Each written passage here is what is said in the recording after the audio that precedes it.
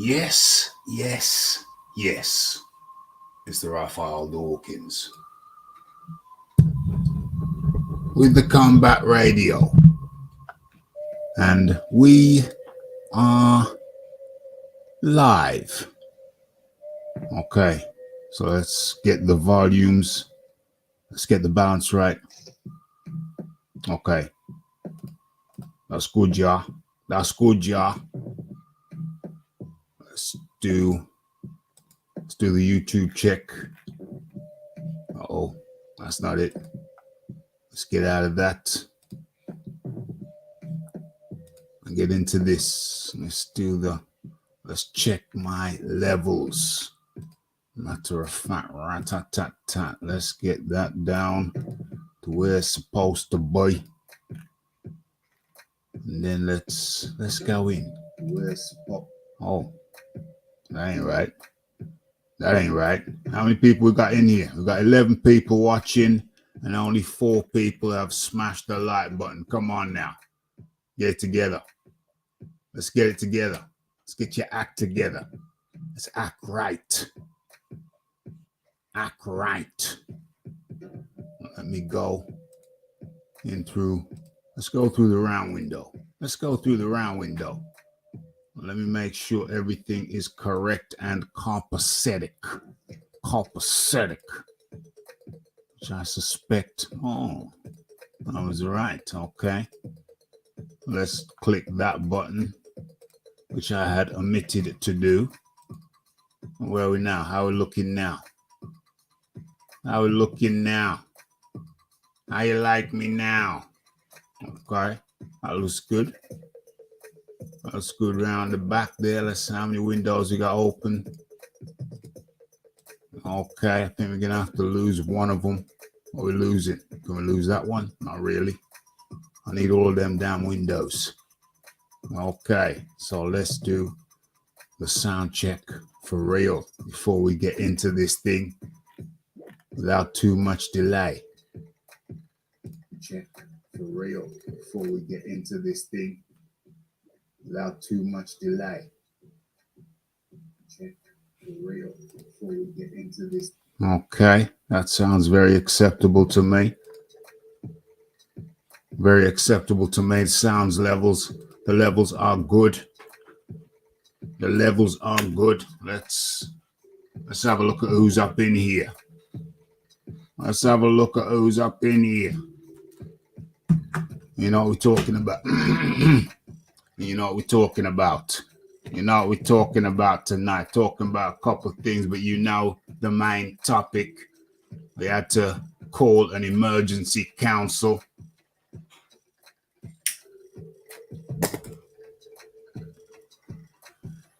And of course, this is the Inquest.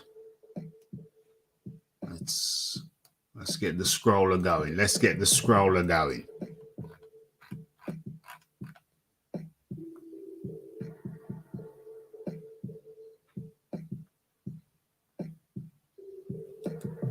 Let's have a look at that. Let's do that like so. Blow. How you like me now? Let's save that. And let's, where is it? Yeah, why is it not scrolling? Yeah, scroll. That's what I want. Scroll. There we go. Simple as that. Simple as that.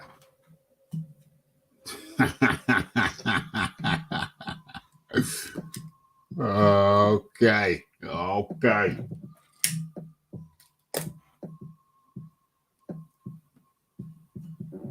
Let's have a look. Let's get into it.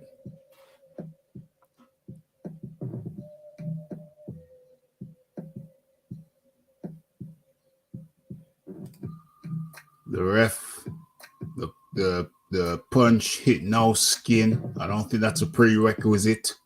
It's got to hit skin. It's all about the line. It's all about the line. It's all about the belly button line.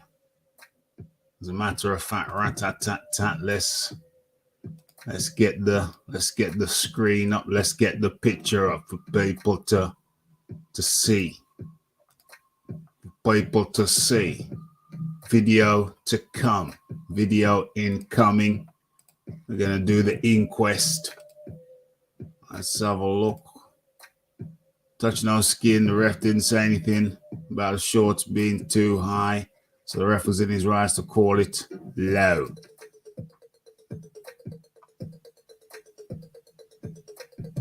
Dubois is a sore loser with no heart.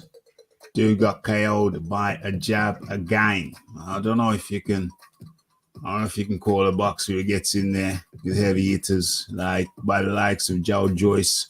No heart. No heart. I don't know if I would do that.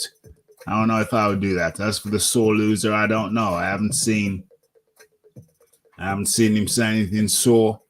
But then again, I haven't checked out any of his videos today. So let's have a look. Facts are facts. It was under the belly button. It's clear to see. Don't have to be his D to be low. And I'm from England and wanted Triple D to win. Okay, that's Fuzzy up in the building. Hit that like button, hit that subscribe button, hit that share button as we move. Where are we? Uncle Burnt apostrophe clearest I've heard to date is from Chris Andre, quoting the British Boxing Board of Control and the United States rules, and seems below top of the hips is definitely illegal, but the area between there and the navel, legal borderline. Between the area there and the navel, legal borderline. Okay. What's this here? But this shot going by Usyk's reaction probably did move the cup in either direction and indirectly affected him there. My best judgment. It was borderline, but Usyk probably legit hurt low. So was Usyk legit hurt low, or does he deserve an Oscar? Does Usyk deserve an Oscar? Okay. John D. Lee says, I pretty much agree with everything you guys are saying. I've heard both of Chris Andre's videos and a lot of others. There is no doubt in my mind it was a low blow. Daniel did nothing to press his advantage when Usyk was hurt, saying he won the fight off one punch. Hey, one punch is all it takes, though, is it not? One punch is all it takes. Okay, let us continue on. Where are we? And he did check out again, unfortunately. Okay, are we sitting comfortably? It certainly appears so. Where are we? Let's have a look. 17 in the chat, only 10 likes. Get the likes up, you dastardly shoplifters. Okay. There's actually the count, Daniel. Okay. Mr. Coates says they cheated the young man from across the pond. The shot was clean. Okay. Let's have a look. Fantastic timing for this show. Just about to drive back to Brum from Carnival. Damn, man's been down to the Notting Hill Carnival. Marveloso. Aaron Daly up in the building. Salute to you, old chap. I watched it back a few times and the ref was well within his rights to say it was low. So we got quite a few people saying it was low. Mr. Coates, how could you agree that that was a low blow? Ace 1982 up in the building. How do you do? Salute to the chat. Ref said it was low. Get over it. Fanboys. Where are the fanboys? Where are the fanboys? Wizard sleeves. What's going on here? Cal L up in the building. Salute, Raphael. Salute to you. Salute to the Combat Radio Nation. Hit that like button, hit that share button, hit that subscribe button, and hit the bell icon to stay updated with news and notifications. I got cheated out of a victory sounds sour to me. I got cheated out of a victory. Well, if he thinks he won and he got robbed of it, then how's that sour? That's just a statement of how the man feels. You're entitled to feel. If you think you won and you feel you got cheated out of it, you're entitled to express your views. Are you not? Are you not? Yes, the link is coming up shortly. We just got to set the table, make sure the knives and forks and the spoons are where they're supposed to be. What's going on? It was funny to see Warren so angry after the fight. Not the same energy when Kevin Lerena knocked Dubois down 3 times in 1 round. A lot of people have talked about the Dubois getting knocked down 3 times in 1 round. But of course, those rules don't apply over here in the UK or Europe. The 3 knockdown rule is not in effect in the UK.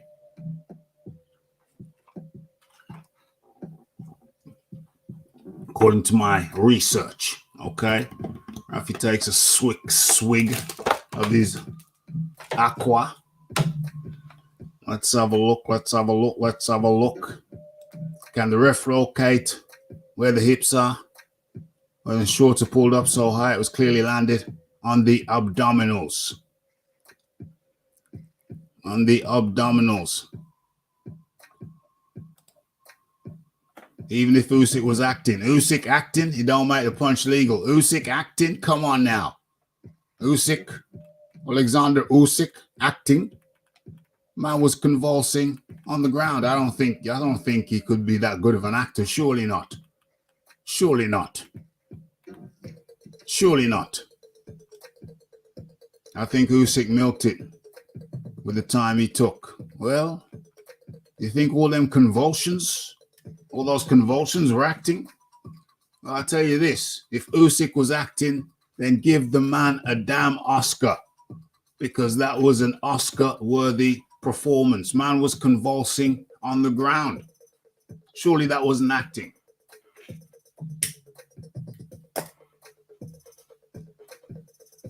And if it was, surely he deserves an Oscar. Where are we? Where are we? Let's assume it was legal and the referee started the count. There's every chance Usyk, being the warrior that he was, he would have got to his feet and survived the round. No way, no how. I can't buy that. I can't buy that. What I saw was a man convulsing on the ground. And now I got people asking me to believe that was acting. I don't see how you can go from convulsing on the ground to getting up. That man was in a bad way. He was in a bad way. That's straight out of Boscombe. Where's Boscombe? Where's Boscombe?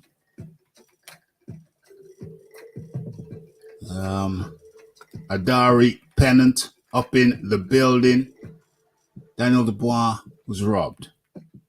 I think we're going to have to get a poll up on this one just to check people how they feel. I see a lot of people saying it was low. Some people saying it was high. Usyk definitely captured the essence of a victim suffering from a low blow. Amazing facial expressions, but the best supporting actor was the ref. Stellar performance. Nuts. OMG. What are you saying, Red Glove Militant? Are you saying it was high or are you saying it was low? When I'm on a high, when I'm on a low, yo. I'm disappointed in Dubois taking the knee, though. Okay, we're going to get to that. The Red Glove Militant up in the area, up in the building. Anything below the navel is considered low. Well, Rafi got some video. This is the Inquest, of course. So we're going to have to go to the, what do they call it? VCR? Is it VCR? I remember not long ago, Mauricio Suleiman jumping up on the ring apron after the bell had rung to tell the referee that, you know, to alter his previous decision on a previous situation in that round. So he was like a human VCR. What do they call that, Shiznix? What do they call that replay technology?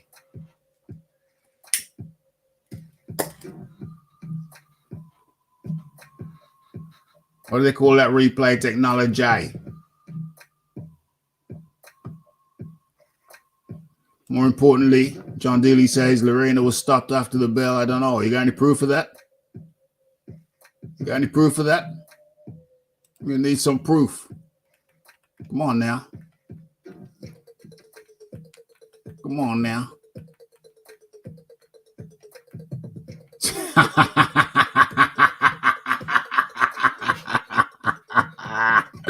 Usyk the faker is what you kept repeating during your life.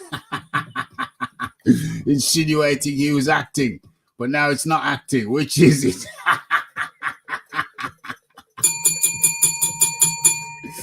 OMG.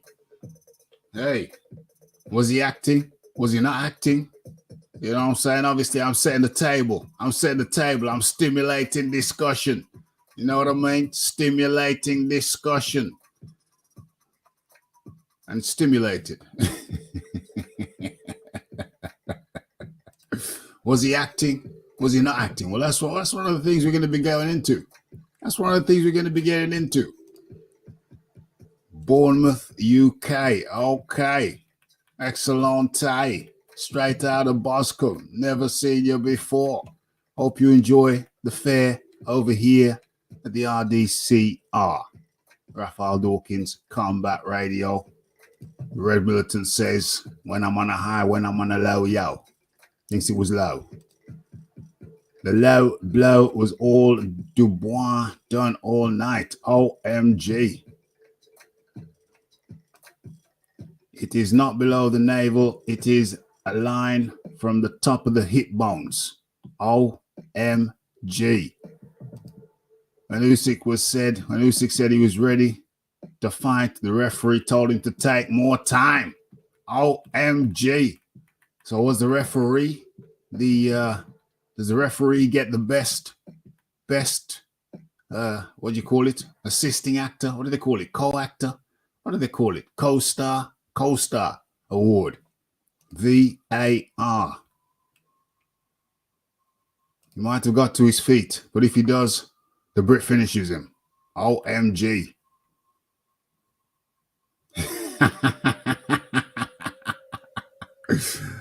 PCR. So I'm sure he was waving a fan in front of him. One of them little Dyson fans. One of those little handheld Dyson fans. You should know by now. I don't make claims without evidence. OMG. John Daly coming with receipts. I remember the fight. He was stopped after the bell. Philip Carl Roberts feels the same way. He was stopped after the bell. Lorena we're talking about. Usyk went from national hero to national villain in the space of 2 low blows. 2 low blows? 2 low blows? 2? Was there 2? Was there 1? OMG. Let's have a look here. Rafi is in his element dissecting a good controversy. There we go. There we go. Usyk is a clever man, in my opinion. He milked it for sure, but that still don't mean it was a legal shot. Only a fighter with rocks in his or her head wouldn't milk it, in my opinion. OMG. So what have I got to do? Have I got to bring the Academy Award back out? What are we doing? What are we doing? Is it the Academy Award or is it not the Academy Award? Are we awarding the Academy Award tonight or are we not awarding the Academy Award tonight? What are we doing? What we doing? What we doing? What we doing? Okay, so let's drop the link. The table is set. So let's get it on. Let's get it on. Let's get it on. Not the Marvin Gaye, let's get it on. Not that one. It's let's get it on. It's the what do you call that referee? Whatever he is, whoever says that. That's what we're talking about. We're talking about him. That kind of let's get it on. Not the Marvin Gaye, let's get it on. Let's not get it twisted. Check the ballistics. Okay. Okay. Against AJ. OMG. There were a few shots that strayed low from Dubois. Usyk did complain to the ref a few times. Man, do I? Come on. Straganez.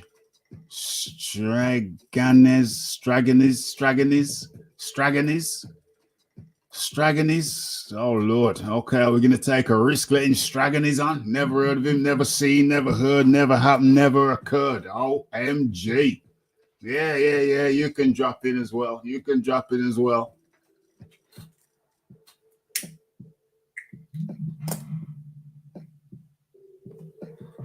Okay.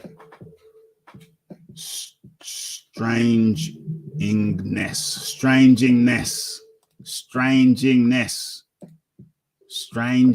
Just as strange as Straganez. Change it to Straganez.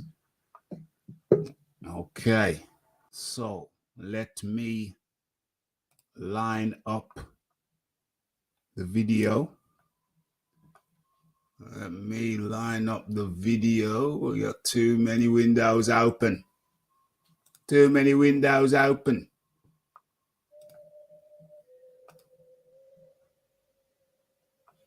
Let's get this.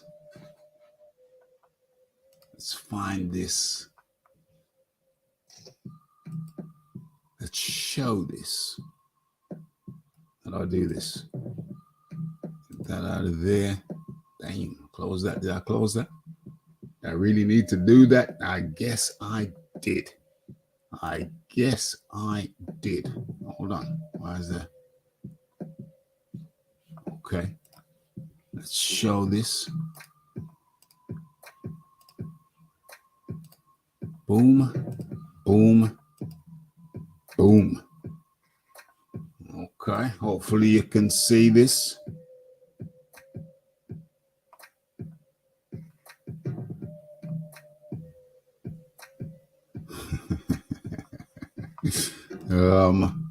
What is this? Speaking of acting, Dubois acted like he tried to beat the count after taking a knee. He didn't want any more. Give him the effing Oscar. No. That was nowhere near. That was nowhere near convulsions. Nowhere near convulsions. Oh my gosh. Jump on strangingness. Jump on. Yes. Leon Figures up in the building. Okay, what low IQ Fury fans can't deal with it. Can't deal with what? What are we talking about? Can't deal with what?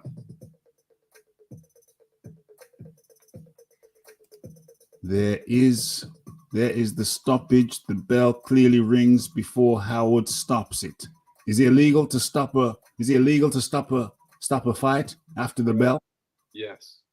That's exactly where the term comes from, saved by the bell, because you've then got a full minute of recovery. Saved by the bell. So it's illegal to stop a fight after the bell. Yes. Okay. And I've sent you the clip in WhatsApp as well, Raf. Wait, send me the clip. Okay. Yeah.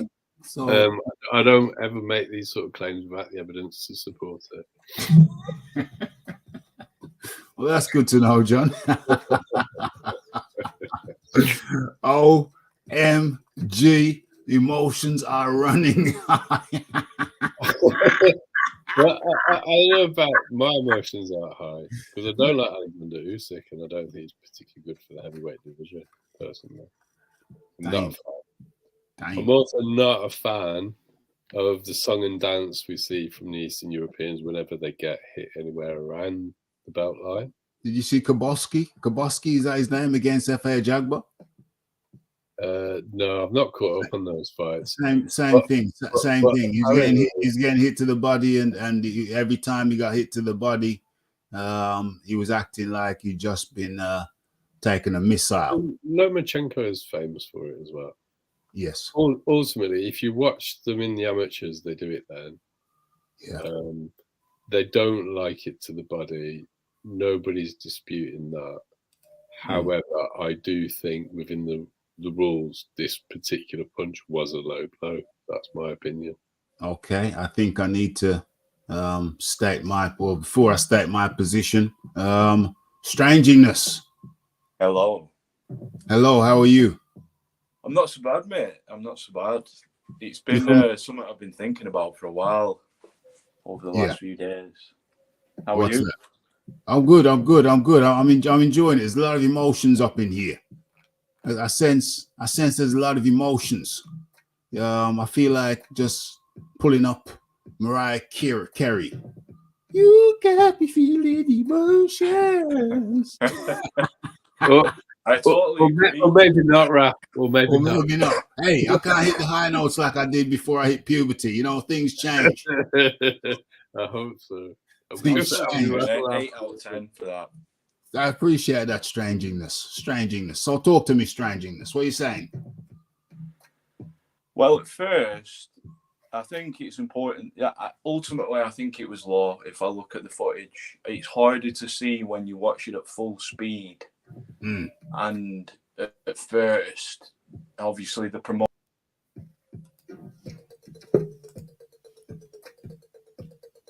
Yeah, you're back. You're back, Stranginess. You're back. Oh, maybe it takes a few seconds to get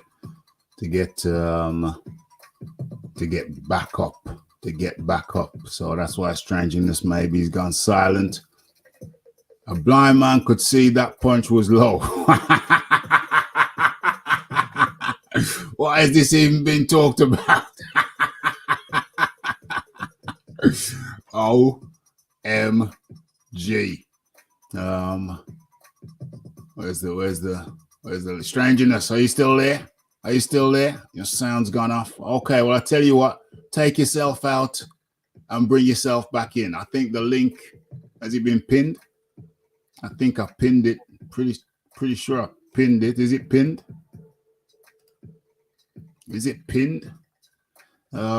Okay. So let me okay, well, first of all, let me state my position. Well, do I need to state my position? Like Big Boy said, I made it very clear in the live. No problem. 1 sec, no problem. I made it very clear in the live that I thought the punch was good. Now we have some pictures. We have some pictures of the belt line. We have a picture. As a matter of fact, hold on. Let me get this thing playing. Sorry about that. No problem. What were you saying? Yeah, I think you raise a good point that there's a lot of emotions and we all need to like kind of take a step back and, you know what I'm saying, just look at the evidence. Look at the evidence right there. Boom. Look at the evidence. How the hell is that low? Can you replay that, Raphael? Wasn't it? It's on a loop.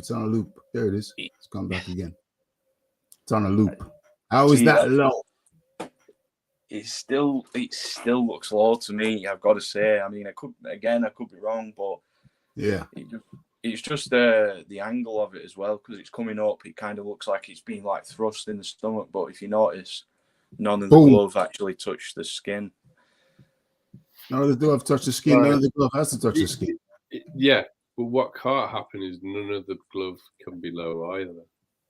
No. And so the reason it's a controversial punch is because I think the thumb and the pointing finger, the forefinger, are above the belt line, but The the index bottom knuckles. three knuckles Yeah. are below the belt line, which is why it's a low blow. So it's borderline. Half is legal and half isn't, but the half that isn't means it's a low blow, ref. That's the rules. No contact can happen below the belt line. And the bottom two knuckles of the glove there, you can see, are low. The top is high, on the belt line, but the bottom half of the glove is below. How are you defining belt line? The line from hip to hip, the top of the hip bone to the other hip bone. Yeah, the hips are down. Yeah, the hips are down by the bottom of this waistband here. Bottom of the waistband. I can't really tell from that exactly where his hips are. I would say the bottom of the waistband right there. I look at that. That legal. first takes impact because the punch actually lifts his shorts up with it.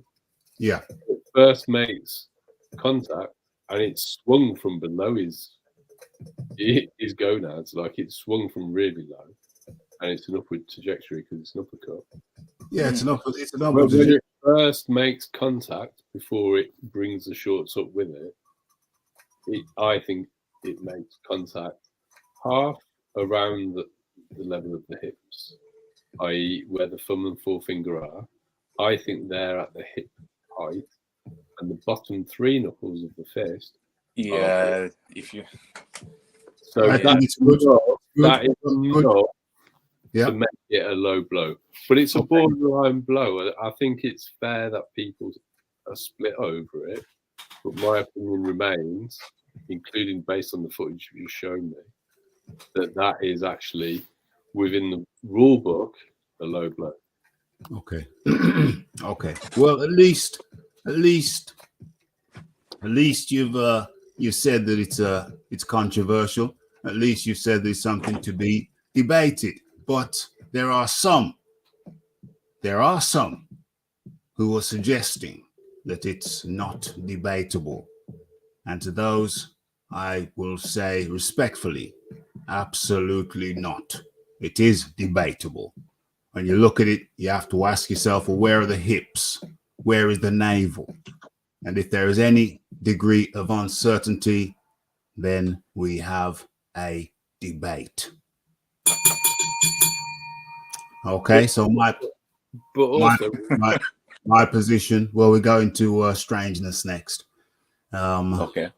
After me, but my position is that the hips are. Hold on, let me get this. Let me demonstrate with my magic wand. Hold on. Let's wait till we get around there again. Okay. Do that to yourself, Raf. Sorry. What did you say? I want you to keep your magic wand to yourself, please. No, it's a different magic wand. This is the electronic one. Okay.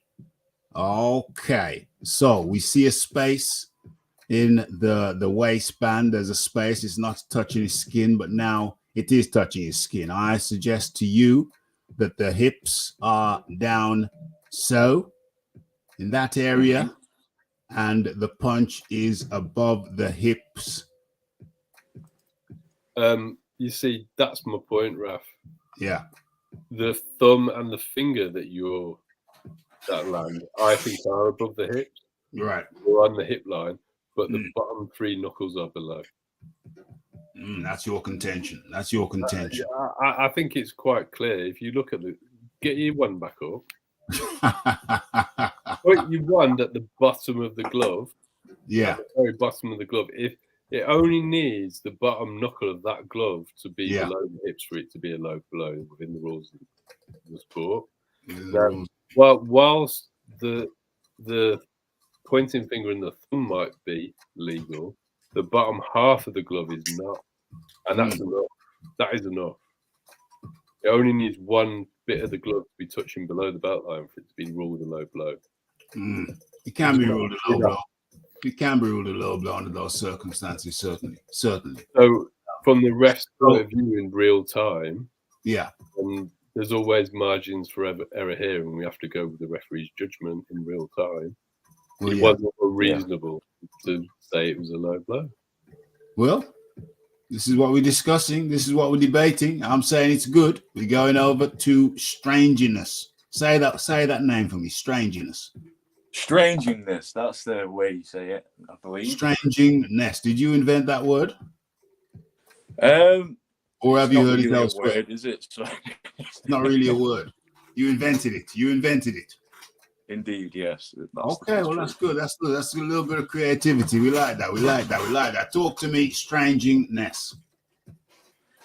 Yeah, so I think I'm pretty much in line with what John is saying, but what I also wanted to mention is, like, I thought about why is the low blows? Why is the low blows in women's sports if they don't have, male anatomy?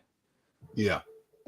And if I wouldn't recommend this, but like if you've ever been punched in just the pelvis area, there's not there's like a thin sheet of muscle and a bit of fat there. There's not a lot, and it hurts like hell. So I think maybe he's not actually been hitting the junk, if you will. Yeah. And maybe that's why it is a rule in the first place. But also, if the ref felt like the shorts were high at the start, he would have mentioned it. And I know people think that Usyk's shorts were high, but if you look at them at the start, I'd say Daniel Dubois' shorts are actually closer to his chest. So if the ref said that it's too high, sometimes what they do is they allow people to hit on the belt line, but it's not really an accepted thing, as I understand it. I could be wrong. For the ref to be just cool with someone hitting on the belt line anyway, but then on top of the three knuckles are kind of below the belt line. It's hard to see because he's got white shorts, like really white shorts. So my eyes are like blurred with it. So it's kind of, you know what I mean? I can understand how people would think that it's a legal shot, but I just don't think it is. You don't think it's a legal shot? Yeah, I don't think it's legal. I think he's gone below the belt. You think he's gone below? You think he's gone below? Okay. So we've heard two arguments for saying it was low, and you hear my argument saying that was good. That was good. That was a good shot. Primarily above the navel. That's the generally accepted standard. Primarily above the navel. That's what I'm saying. Well, technically, there could be a space between the top of the hips and the navel. So you could arguably hit below the navel and be legal. But what you can't do is hit below the hips at all, below the top of the hips, so below the top of the hip bones. Any part of your hand touching your opponent below the top of the hip bone is a low blow. So it doesn't have to be the entire fist. It only needs to be a portion of that fist to hit you there. Yeah. And I agree with strangeness. It isn't just about protecting the male genitalia. It is the reason that people get hernias there is because there is very little protection, generally speaking, to the internal organs that are down there, like the bladder. So being punched in the bladder is a low blow.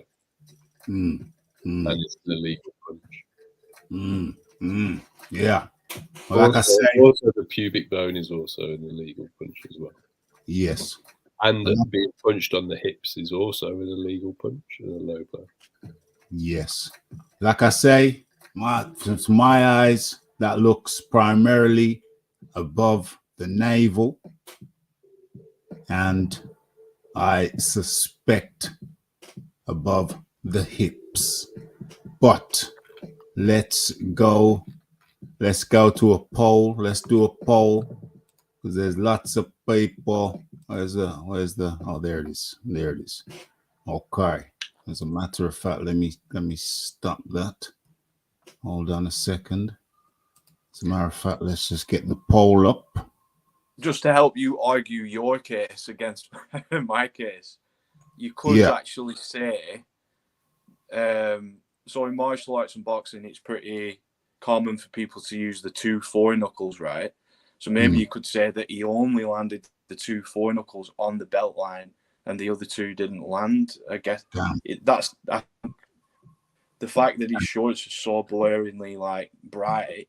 It just makes it hard to sort of gauge the waistline. That's why we're all so split over this, I think. Well, if you actually look at it, if you actually look at the freeze frames rather than the video, where the belt of the shorts are, the thumb and the forefinger does land on the belt of the shorts, and the bottom 3 knuckles do land below the belt of the shorts.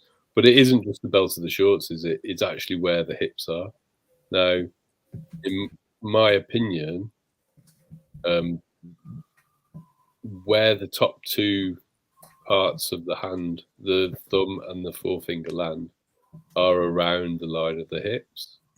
But I think the bottom 3 knuckles are below, which constitutes a low blow in boxing.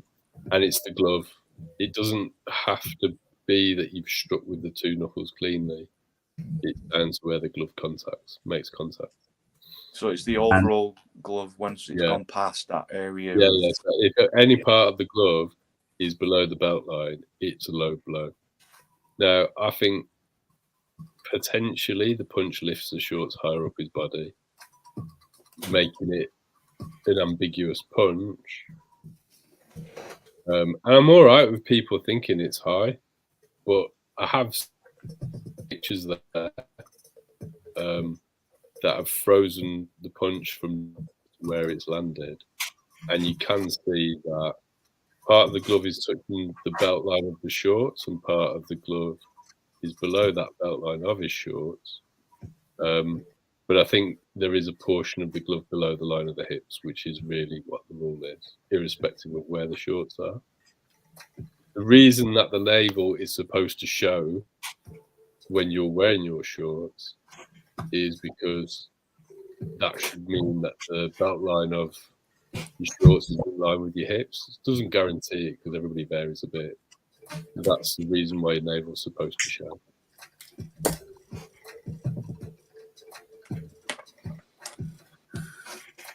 Salute, good friend, Dr. Zoildberg. Hello, doctor. It's good to have a doctor. It's good to have a doctor up in the building. It'd be nice to get some of your input on this.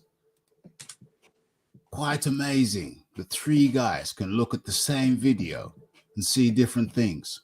Someone is seeing what they want to see. Well, that's a biased statement right there. Well, I don't actually think it's amazing because it's difficult to gauge where Usyk's hips are. Exactly. It's not about which part of the shorts they hit. It's actually about where his hips are in relation to the where are his hips? Where are his hips? What's so amazing? What's so amazing that 3 people are watching the same thing and they have different opinions?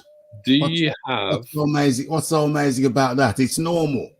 It's normal. I think I've made it very clear, but I will reiterate my position. I think that the punch lands above the hips. Now, correct me if I'm wrong, John, but if the punch lands above the hips, is that legal or illegal? If the entire glove, if the entirety of the glove is above the hips, then it's a legal punch. It is a legal punch if the entire glove lands above the hips. And what I see is the entire glove landing above where I believe the hips are. Now I believe that we have 2 people who feel differently. And there's nothing wrong with that. Because none of us can categorically say where the hips are. The line of the hips. None of us. And neither can you. Because on your live, you had 1 guy. There was 2 guys on your live. and one of them, you, said that was a clearly illegal blow. And the other one on your live said it looked good to me. So what are you talking about? I mean, the fact that I'm saying What are you talking about? There was two people on your panel, and one of them said it was low, you, and the other one said it looked legal. So what exactly are you on about, my friend? I mean, I don't understand. The most in-depth analysis that I've watched, and I've watched a lot about this particular punch, tend to agree that a portion of the hand or glove is above the belt line and a portion is below. So it's reasonable to say that there is controversy around it, in that if you take a photo of it, it is fairly borderline. It's not like it's right in the gonads. It isn't like a long way below the belt line. So that's why people's opinions split, because it does depend how far up his body his shorts are. Exactly. And I'm seeing this. Sorry. Go on. Yeah. Carry on. No, I was just saying, I'm seeing this from a point of view of. I'm seeing it like this. So if the ref hasn't said anything about the shorts being too high, then there's no case for it, essentially. But people's opinions might be that the ref should have said that. So, but I'm seeing it as almost like a legal case, like how many things can you stack for it and how many things can you stack against it. And it's just like, I know Usyk doesn't particularly like body shots, but he didn't react like that when he got hit in the body again. Do you know what I mean? And it's just, it just feels like there's other things, like the TNT promotions were obviously trying to show the shot from favourable angles at the start when everyone's emotions were high, and they were all biased towards Daniel Dubois. And again, they might be right at this point. I do hold myself to being wrong. Maybe I'm wrong on this, but it's just like when I look at it,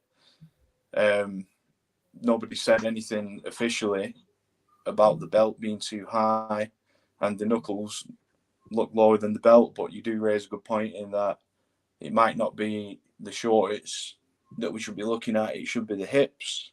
But even then, I still think it's, a couple of knuckles lower down than his hips. Yeah. And I don't even fight that. You know what I'm saying? I'm not saying that you're wrong. I'm not saying that John's wrong. But I reserve the right to say what I see. Do I not have the right to say what I see? You 100% have the right. Well, it doesn't bother me at all. Yeah, on top of that, Rafi, in support of your position, if I think a portion of the glove is above, then it isn't unreasonable to say a little bit higher is above the line of the hips. But the referee didn't. So if the shorts are high, the referee will say below here is low and above here is good. Should say. Yeah, but he didn't do that at the beginning of the fight. And then there's the argument of, even if that's the case, well, the ref should have, like some people would say, the ref should have, therefore he's showing favoritism towards Usyk because he didn't pick that up and it wouldn't have been a problem. We always get hometown results.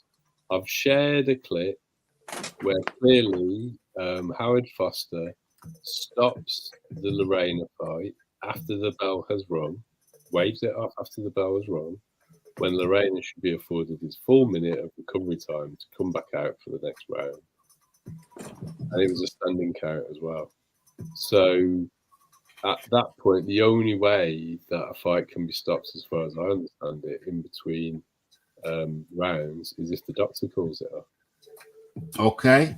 So Daniel's been the beneficiary of home cooking in his previous fight, which would have meant that he would have lost his mandatory status and he wouldn't be getting in the ring with Usyk.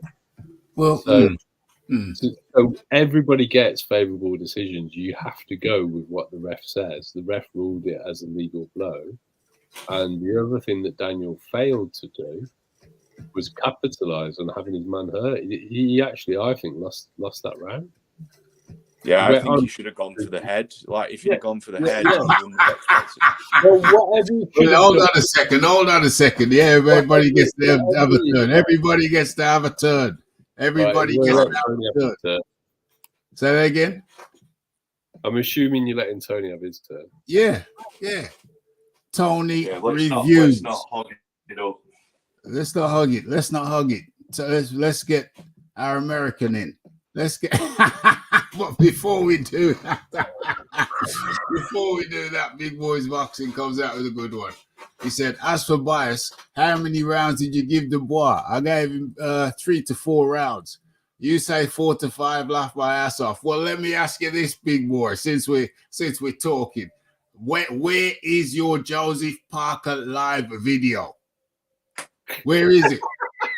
I notice you've taken it down, my friend. What's going on? Rafi, that was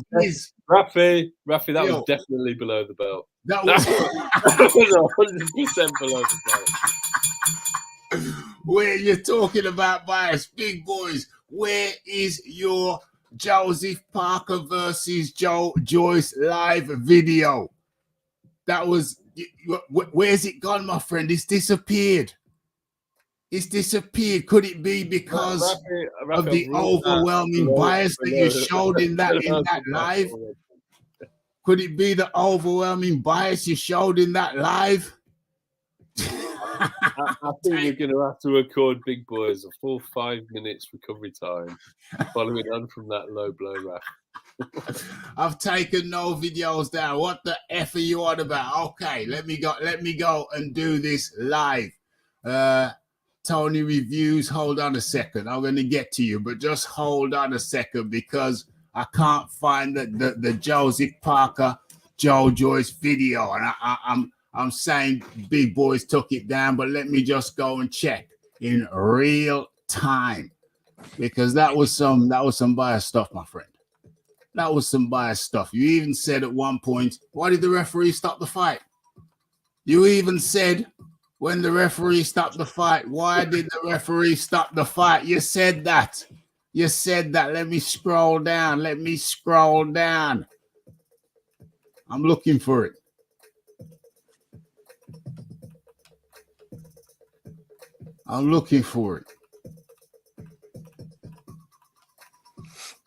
I'm still looking. Joseph Parker, Joe Joyce. I'm still looking. I've just realized some people probably are biased towards Daniel Dubois because they're biased to Fury and they want Usyk to look bad, maybe. Yeah. There are people putting that out there. I mean, I don't know that anybody here is. I to be honest, I don't really like either of them. I don't like Daniel Dubois or Usyk particularly. To be honest, with this one, I really have a dog in the fight. Yeah, I mean, for me, either guy wins doesn't matter to me. I mean, to be fair, I always want the underdog to win just naturally, and it would have been. I like to see an upset. I guess I don't know if that's a bad thing or not, but I just like to see an upset. You like to see an upset? Where was the upset? Which upset did you want to see? I wanted to see Dubois crack him and knock him out, and just I don't know why. It's like it's good for boxing because it opens up things more. But I like to be. What's the word? I like to see things that I don't expect to happen, if you will. The unexpected. I can't see it, Big Boys. I can't see it. I think you took it down. I could be wrong, but I can't see it, man. I think you took that down because that was an amazing. All you have to do is post a link. Yeah. Just Yeah. Well, I don't think he'd be able to. Well, I've put a link in from a YouTube clip in the chat. Oh, okay. Okay, cool. I remember BT Sport gave me a strike for that vid and they took it down. I tried to. Okay, so it is down then. So what are you talking about? It's down. It's down. Okay, you didn't take it down. They took it down. Fair enough. But that was hella bias, bro. Hella bias. So I thought that's why he took it down. Bro, okay, never mind. Never mind. But let's bring in another low blow guy. Another low blow guy. Come on. Come on now. Come on. Here's what I don't understand. I get it in the heat of the moment saying that you thought you saw it one way, but after the proof comes out and you see the video evidence right now blaring you in your eyes, you still run with it as if it's low. That's what I don't understand.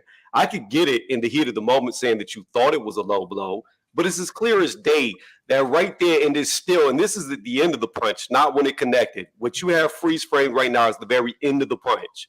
And 2/3 of his glove is still below Usyk's belt. Like 2/3 of the glove at the end of the punch is below Usyk's belt, but yet you're over here saying it's not a low blow. It's about the hips. It's about the hips. Is it It's over not. the hips? It's about the hips. In what universe is that above the hips? It's above the damn hips. Can't you see? Can't you see where his hips First and are? foremost, here's the thing too that you don't understand. Above the hips is a BB. It's the British Boxing Board of Commission, the BBOC. That's a ruling for them. They weren't fighting in Britain. They were fighting underneath the ABC boxing rules, which is the same thing that we follow in America. The hips has nothing to do with it. It's anything below the belly button.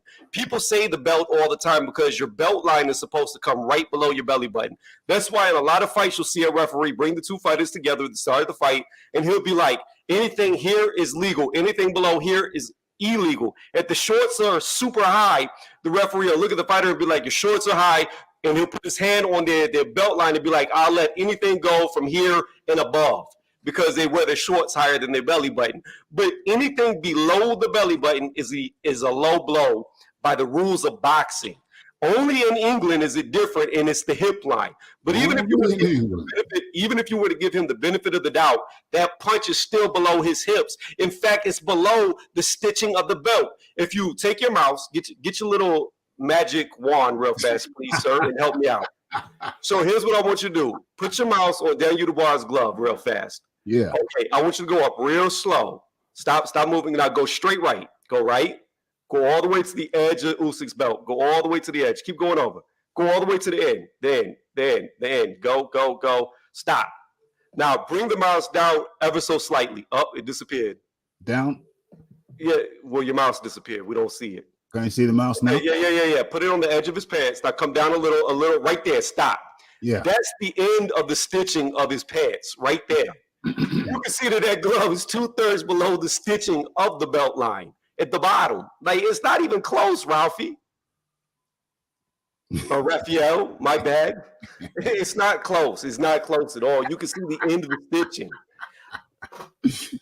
Oh, I wanted, and I'm saying this, I wanted Daniel Dubois to win. I wanted him to win because I've been calling Usyk a duck for over a year.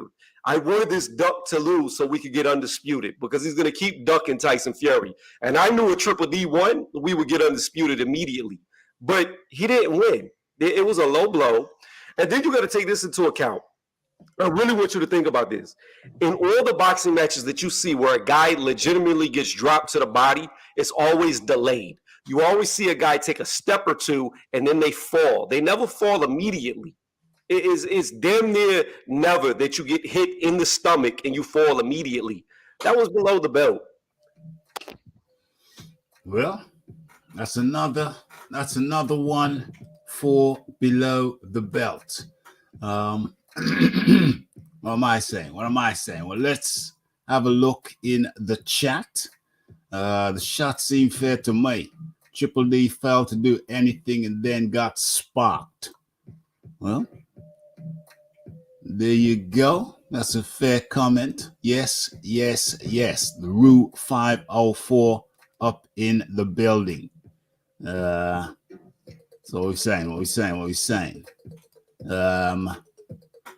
Big Boys Boxing says, let me look again in case. Yes, I did say. Why did he stop it after the Parker was on his feet. The ref stopped counting and waved it off as he was rising. I mean, bro, it's pretty obvious why he stopped the damn fight. It's pretty obvious why they stopped Parker versus Joyce. Come on now. Come on now. The guy was out. You know what I'm saying? What do you want to get? Do you want to get him killed in there? Come on now. We don't need that. We don't need that.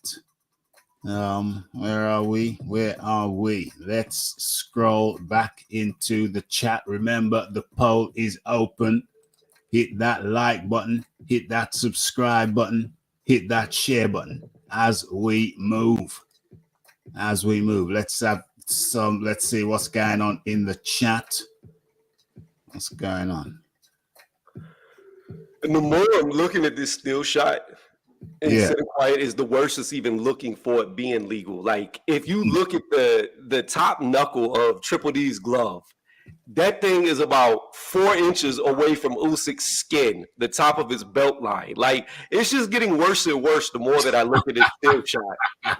Like, you don't no. You don't hit with your thumb. You're looking at the backside of his glove that's underneath Usyk's elbow, where his thumb is, the top of the glove. You don't punch with that. How high that is irrelevant. Where he landed the shot was with his knuckles, and his top knuckle is so low that it's barely above the bottom of the stitching of the belt line. This, I'm sorry, dude. Like, it's not even close. Like, it looks worse and worse for me. Being illegal, the more I look at the picture, it just and then why are you over here supporting this dude? This dude's a quitter. Like, he has no heart. He doesn't even belong in a title fight. Well, you see, let me comment on that, because I have heard that sentiment echoed before. I am not commenting on the contents of the man's character. I'm not commenting. My view is not a commentary on how I feel about the fighter overall. My view is simply about one punch. This whole thing about he did this, he did that, he didn't do this, he didn't do that. That's not my primary concern. I'm really not concerned about any of that. My only concern is with one punch. That's the beginning and the end of it. Yeah, but my thing is this. I think your emotions and your emotional attachment to Triple D is making you see what you want to see. I think you really wanted him to win. You wanted him to hold it down for the UK, and he didn't. He got. I only gave him like the fact that you said that you gave him 3 or 4 rounds out the fight is just amazing to me. It's even worse than this legal or illegal punch. Like, how could you give him 3 or 4 rounds? It's the general consensus that he won 3 rounds, is it not? No, it's not. Like, I gave him me personally, I gave him 2 rounds. It was the okay. So I gave him 1 round more than you. Hold on. Let me finish. Hold on. I gave him 2 rounds personally. I gave him the 3rd round and the 4th round. However, he got outlanded in every single round of the fight. Well, you gave him 2 or 3 rounds, the same as me. I gave him 3 rounds. No. I did not give him 2 or 3 rounds. I gave him 2 rounds. Did you just say you gave him 2 or 3? No, I said you gave him 3 or 4. I said I gave him 2 personally. 2. Okay, well, I gave him 3. What you said 3 or 4. Now you coming down. Hey man. Hey man, why are people so emotional about this, man? Why are people so emotional about it? We're trying to tell you. You got 3 people on your panel that all disagree with you. We're telling you it's low. Yo, and you're trying to make us see something that can't be seen. Do you know how the RDCR started? The RDCR started. I was a battle rapper. I came into this shizzle as a battle rapper. And so when I came into this shizzle, unlike most channels who only invited on people that they liked or people that they agreed with, the RDCR was different and is different because I let every mother on. And it's still this way to this day. To this day. Let me guess. Like your boy say. So I got 3 guys who disagree with me. Do you think that's a problem to me? This is not at all. This, Not at all. this is how this shizzle started, and this is how I want this shizzle to end, from the beginning to the end. That's how I want it to be. This is a debate channel. Don't matter what denomination, what color, what creed, what religion. If you're LDBC or whatever, you come over here to the RDCR and you express your views. And it don't matter if it's 10v1. That's all good with me. That's how I came into this shizzle. Here's the thing, though. Consensus is a thing. And when the whole world sees something and you see it different, it might be your eyes that are wrong. And all I'm trying to say in this case, your eyes are wrong. Like, this shit was low. Like, I'm sorry. And again, I wanted Triple D to win because I think Usyk has been ducking Tyson Fury. I think he's scared of Tyson Fury. And he was even back talking on fighting Tyson Fury. And I think it's an easy night. I think Tyson Fury knocks this dude out. I don't even think he makes it 12 rounds. I think it's going to be an easy night for Tyson Fury because he's not that good. He's just not that good. He's okay. But he made a fighter who's B-level at best, and Daniel Dubois actually look decent. And that tells you his skill level. Had Tyson Fury been in there with Triple D would have been knocked out super fast. See, if you want to talk about that, I disagree on that one, to be fair. If you want to move away, express your position. Express your position, Strangeness.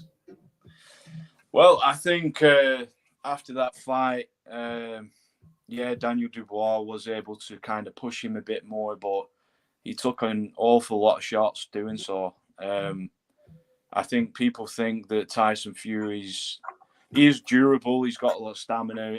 He can recover well, but he's not invincible. And I mean, Usyk's not the biggest puncher, but the volume that he'd be able to hit Fury with, I don't think he'd just be able to easily grab a hold of him. And he's very agile. He's able to slip out of the clinch and stuff like that. So I don't think Fury can just grab a hold of him and just easily walk through him. I think Usyk would end up stopping him in the later rounds just from wearing him down.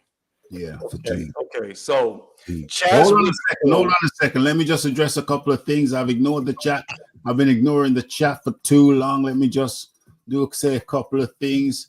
El Gramos up in the building. Rafi's the same guy that had Hellenius up on the scorecards against AJ before the stoppage. OMG. Did I? I don't know. I can't remember. You tell me. If I did, I did. If I did, I did. You know what I'm saying? I'm entitled to my scorecard, ain't I?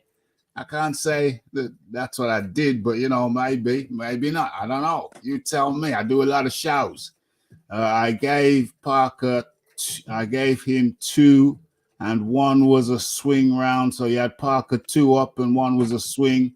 So you could have been 1 up. So you had Joseph Parker up against Joe Joyce. Come on, brother. See, I'm not the only one saying so. I see. Well, is it not a clear example of Parker Joyce commentary? Is that not a clear example of you seeing what you wanted to see? And then you laugh when Grandma says Rafi's the same guy that had Hellenius up on the scorecards. How come I wasn't seeing what I wanted to see then? Or was I seeing what I wanted to see? Make it make sense. Make it make sense, brother. Make it make sense. Oh, you gave Dubois 2. You gave Dubois 2 rounds. I gave him 3, but I'm the bad guy. 3 or 4. You said 3 or 4. Well, hey, maybe one of those, maybe it was 4 and 1 was a swing round. How you like that, Tony Reviews?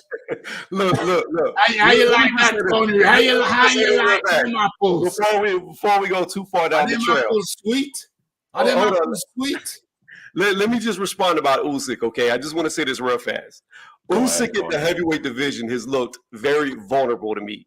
Okay, his first fight at heavyweight was against Chaz Witherspoon, who was selling cars on a used car lot. That is a fact. He took the fight on short notice, selling cars, and before he gassed out and quit on the stool, he was piecing up Usyk. He was hitting him, which tells you he's very hittable. Then he gets in there with Derek Chisora, who people were up in arms about Tyson Fury fighting because he dominated him all 3 times he fought him. And he lost the first 5 rounds in a row against Derek Chisora. He went life or death with Derek Chisora. Now, people try to say, oh, but that was only his second fight at heavyweight. Then people get real big and high on him for beating Anthony Joshua. But my thing is this, in my opinion, and I've been saying it way before Joshua fought Usyk. I picked Joshua to lose to Usyk both times on the scorecards, and people told me I was crazy. But I knew AJ was not the same, and he's not the same. He doesn't look the same. He's a completely different fighter than the fighter who had never lost to Ruiz. How did we manage to get? How do we manage to get to AJ from there? Come on, he gets so emotional when AJ, because Usyk fought him. I'm making a point about Usyk. So people get real high on the AJ win. But even in those 2 fights against AJ, he got hit a lot. Then he gets in there with a guy who is trash, hot garbage, B-level at best, and Daniel Dubois gets dropped with a punch that Rafi thinks knocked him out. He believes it was a legal knockout. Okay, so he got knocked out. Hold on. He got knocked out by a trash fighter in Triple D. And now you believe he's going to be Tyson. Why the abuse? Why is everybody so eager to abuse Triple D? Now, I always said he was trash. I said he was trash. Here's the thing. I don't think. I'm not a Triple D. I'm not a Triple D. I'm not a Triple D hater. I see he's got frailties. Of course, he's got frailties. If anybody took the damn time out to listen to my pre-fight prediction in the show, I think it was on Tuesday, the Tuesday prior to the Saturday show, the live show. For those who took the time out to listen to my prediction, I was very clear. I was saying from round 1 to round 6 is Daniel Dubois a moment of opportunity. If he doesn't get rid of Usyk by round 6, he's gonna fade a few rounds after. And I suggest that he just slides down the ropes and stays on the ground until the referee counts 10. That's what I said. It's on tracks. It's on wax. I done told you that if Triple D didn't finish him before the 6th round, it was over for him. You know what's funny about that? I predicted he would quit in the 9th round, and he did. Well, you know. Well, I had Usyk knocking out Daniel Dubois within 7 and 9. I don't think Daniel quit. I think he was actually knocked out. I think when Daniel's hurt, it's not his head that goes, it's his legs that go. I think if you hit Daniel on the top of the head, his legs turn to jelly. I don't think he could physically stand up in time to beat the count. I don't think he'd quit. I think he was done. As for Usyk ducking Fury, let's start off with the first point. Fury versus Derek Chisora in the first fight was a close fight. Fury did not dominate Derek Chisora in the first fight. He went on to dominate him in the second fight. And I think the consternation about the third fight is Derek is so far past his sell-by date, as we just saw against Washington, that he hadn't really done anything in recent memory to earn a shot at the heavyweight title of the world. And so it wasn't a particularly good fight for Tyson Fury to take. Personally, I think it's Tyson Fury avoiding the Usyk fight. I'm not really sure why. But I'm not necessarily sure that I think Usyk wins the fight either. I just don't really understand why they turned down the money that was offered from Saudi. By their own admission, by Bob Arum's admission, was more money than they could make in the UK. Only to have a huge number of unreasonable clauses to sort of time out the fight and let a mandatory get called. Maybe it was so Fury could shoot his Netflix series. Netflix series. Yeah, maybe he just didn't want to have a fight right now serious this year because he was busy filming his Netflix nonsense. Tyson Fury's got a Netflix series right now. John, I have a question for you. Yeah, go on. How was a fight close when Tyson Fury beat Chisora 7 rounds to 3 in the first one? Did you watch it live? Yes, I did watch it live. That's why I know Tyson Fury. I watched all 3 of the times they fought. In fact, hold on, John. Did you ask me a question? Hold on, John. You asked me a question. You said, "Did I watch it live?" Yes, I watched it. Yes or No, no? no. Hold on. You said, "Did I watch it live?" Yes, I watched it live. I watched Tyson Fury dominate him, and to even add more to it, that was Tyson Fury's first real step-up fight, and he dominated the dude. Well, I think a lot of the rounds were close and could have gone either way. I don't think he dominated him when I watched the fight. I followed Tyson Fury. That was a relatively close fight. Close fight. Just because the end result is a certain figure. Like you can have X figure for this. You can have close fights when one guy has significantly more rounds than the other guy. I agree. You can have very close fights, but here's the thing. Normally in boxing, when you have extremely close fights, right, the judges' scorecards are different. 1 round will go to one guy, 1 round will go to the other guy, and the third one will agree with one of the two. But their scorecards are very sporadic because it's so close. Whenever Tyson Fury fought Derek Chisora in the first fight, all the judges agreed. Well, 2 of the 3 judges agreed that it was 117 to what would that be? 113, and then the other one had it 118 to 112, which means he won 8 out of the 10 rounds on one judges, and he won 7 out of 3 on the other 2 judges. Now, personally, I saw it 7 to 3. I thought Tyson Fury won 7 rounds, Chisora won 3 rounds. But at the end of the day, I didn't see what y'all saw. I didn't see it as close. I saw Chisora getting outboxed. So 1 round. So take away 1 round out of that, and then you had it 6 to 4. The point is, hold on a second. Hold on a second. Take away one round from that, and you have it 6 to 4, which is a close fight. Which is a close fight. but anyway, at the time in the UK, there was a lot of debate about what would happen in the second fight. There was a genuine call for it because people, and the consensus at the time was it was a close fight. Second fight, Fury dominated him. Yeah, he made him quit. I won comfortably and beat him with a jab, essentially. I mean, he dominated Derek in the second fight. Well, he made him quit, like Daniel Dubois. Anyway, my real point that I was making was, what had Derek actually done to deserve a shot at the world title last year? What had he done for him to be in a position where he should be fighting for a world title? Because he's kind of been winning, losing. He hasn't done anything to warrant a world title shot. What he did was better contenders that Tyson Fury could have fought at the time. What he did last year was he had the balls to get in the ring with Tyson Fury, unlike Anthony Joshua, who could have fought him in December, and unlike Usyk, who could have fought him in December. Hold on, pause. Tyson Fury tried to make the fight with Usyk. Usyk said he needed to spend time with his family, and he had an injury that somehow he never went to a doctor for. Mysteriously, miraculously, like Manny Pacquiao's shoulder, he just healed overnight. All right, so you just hold on. Let me finish. Hold on. Then Tyson Fury goes to make a fight with Anthony Joshua. Anthony Joshua admits out of his mouth on camera that he has the contract, that he's going to sign it, but then never signs it. So then you have to ask, who is left for him to fight? Is it his fault? Is it his fault? Okay, no, hold on, right. That's rubbish. No, I'd like to address this because it was addressed to me. Well, I'm happy to concede both of those 2 points to you, Tony. If that's your opinion about that, that's fine. I'm not interested in arguing whether Usyk and AJ ducked Tyson Fury. My point was, at the time of them ducking Tyson Fury, under no ranking system was Derek in the top 15.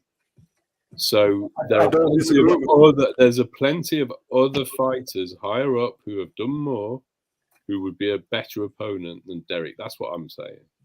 Right. I'm not interested. Name who he could have fought. Name who he could have fought. Hold on.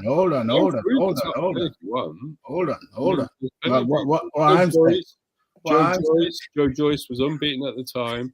He was on the same promotional card. He was available. It would have been an easy in-house fight to make. There's the first obvious name. That fight. Incorrect. Let me tell you why you're wrong. All this, hold on. No. We gotta Cut this crap out because because we're talking. Hold on. Joseph Parker had just fought. How could he fight Tyson Fury if he had just fought? They were fighting in December. Joseph Parker had just got out of a fight in September of the same year. There's no way. I mean, not Joseph Parker. I'm sorry. Joe Joyce had just fought in September of that year. How is he going to fight again in December? Please tell me. Well, what I'm going to tell you is to cut this crap out because somehow, some way, you always bring this back to some kind of generic.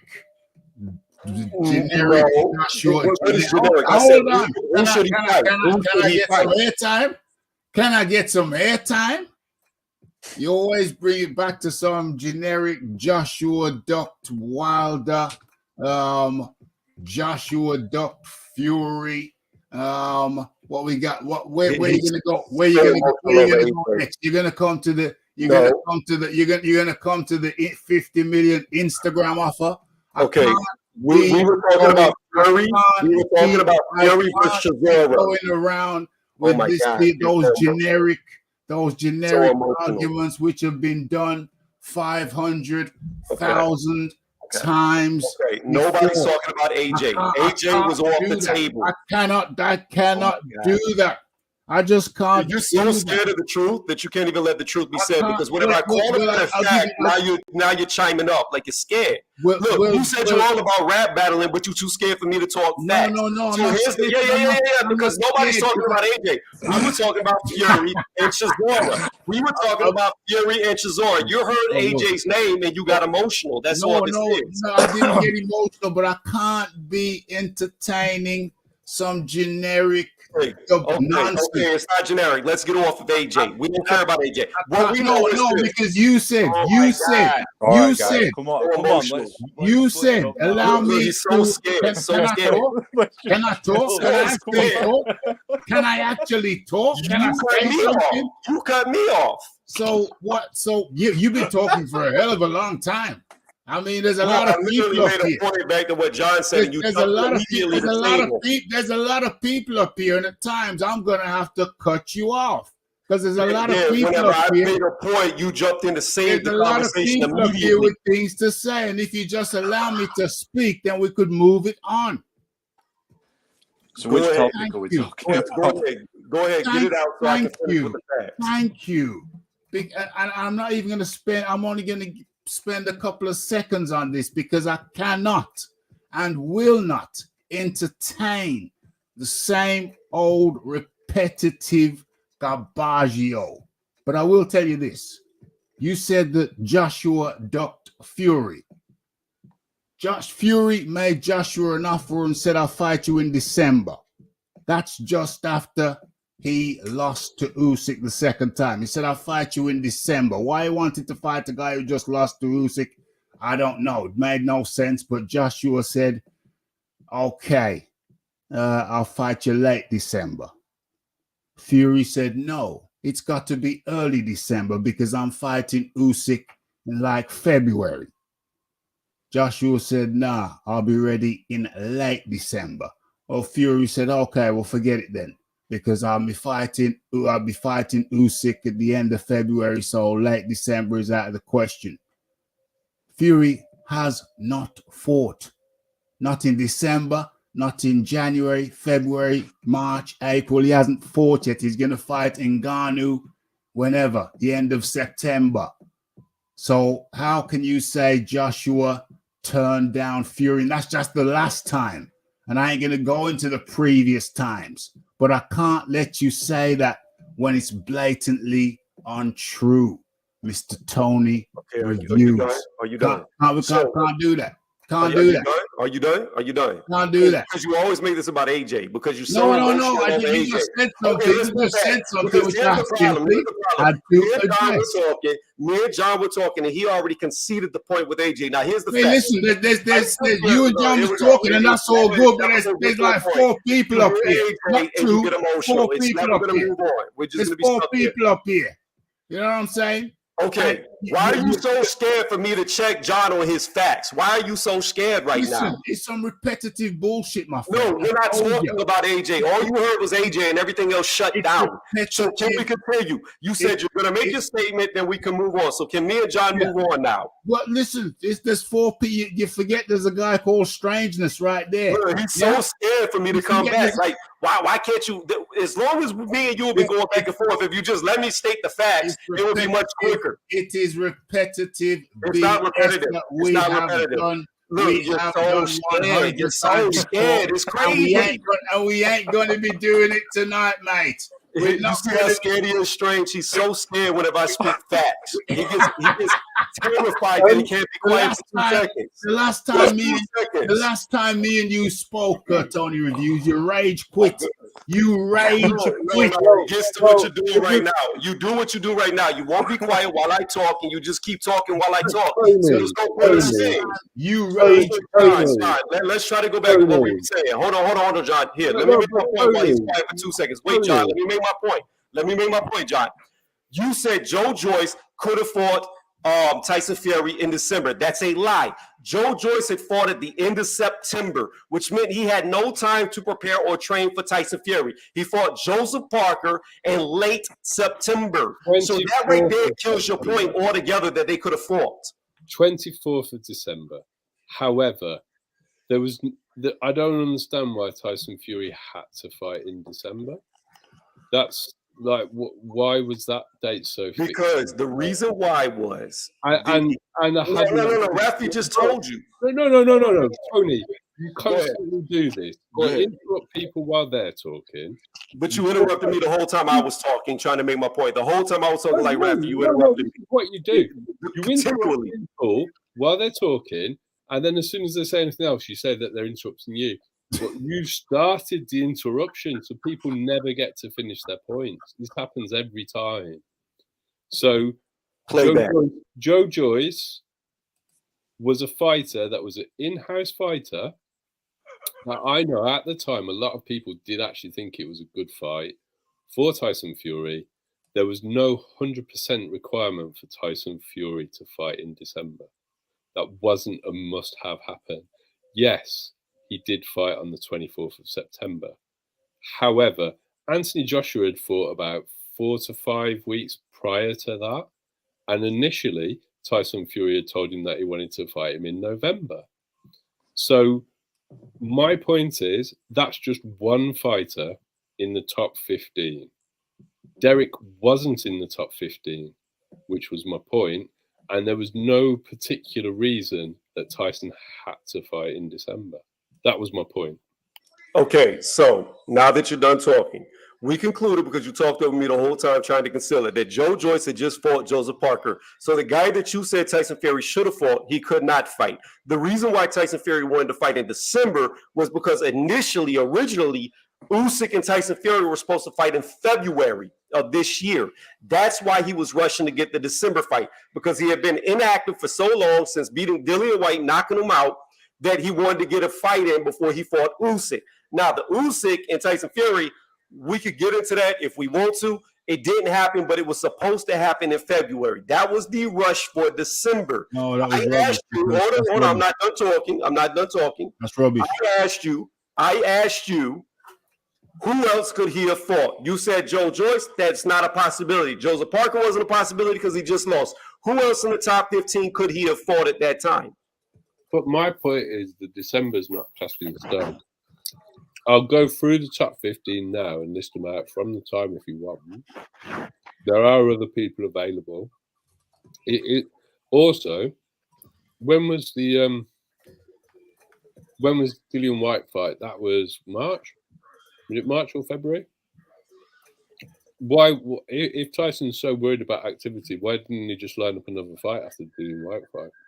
Okay, so if the question is, who else could Tyson Fury have fought? I can simply bring up the rankings. That's not hard at all.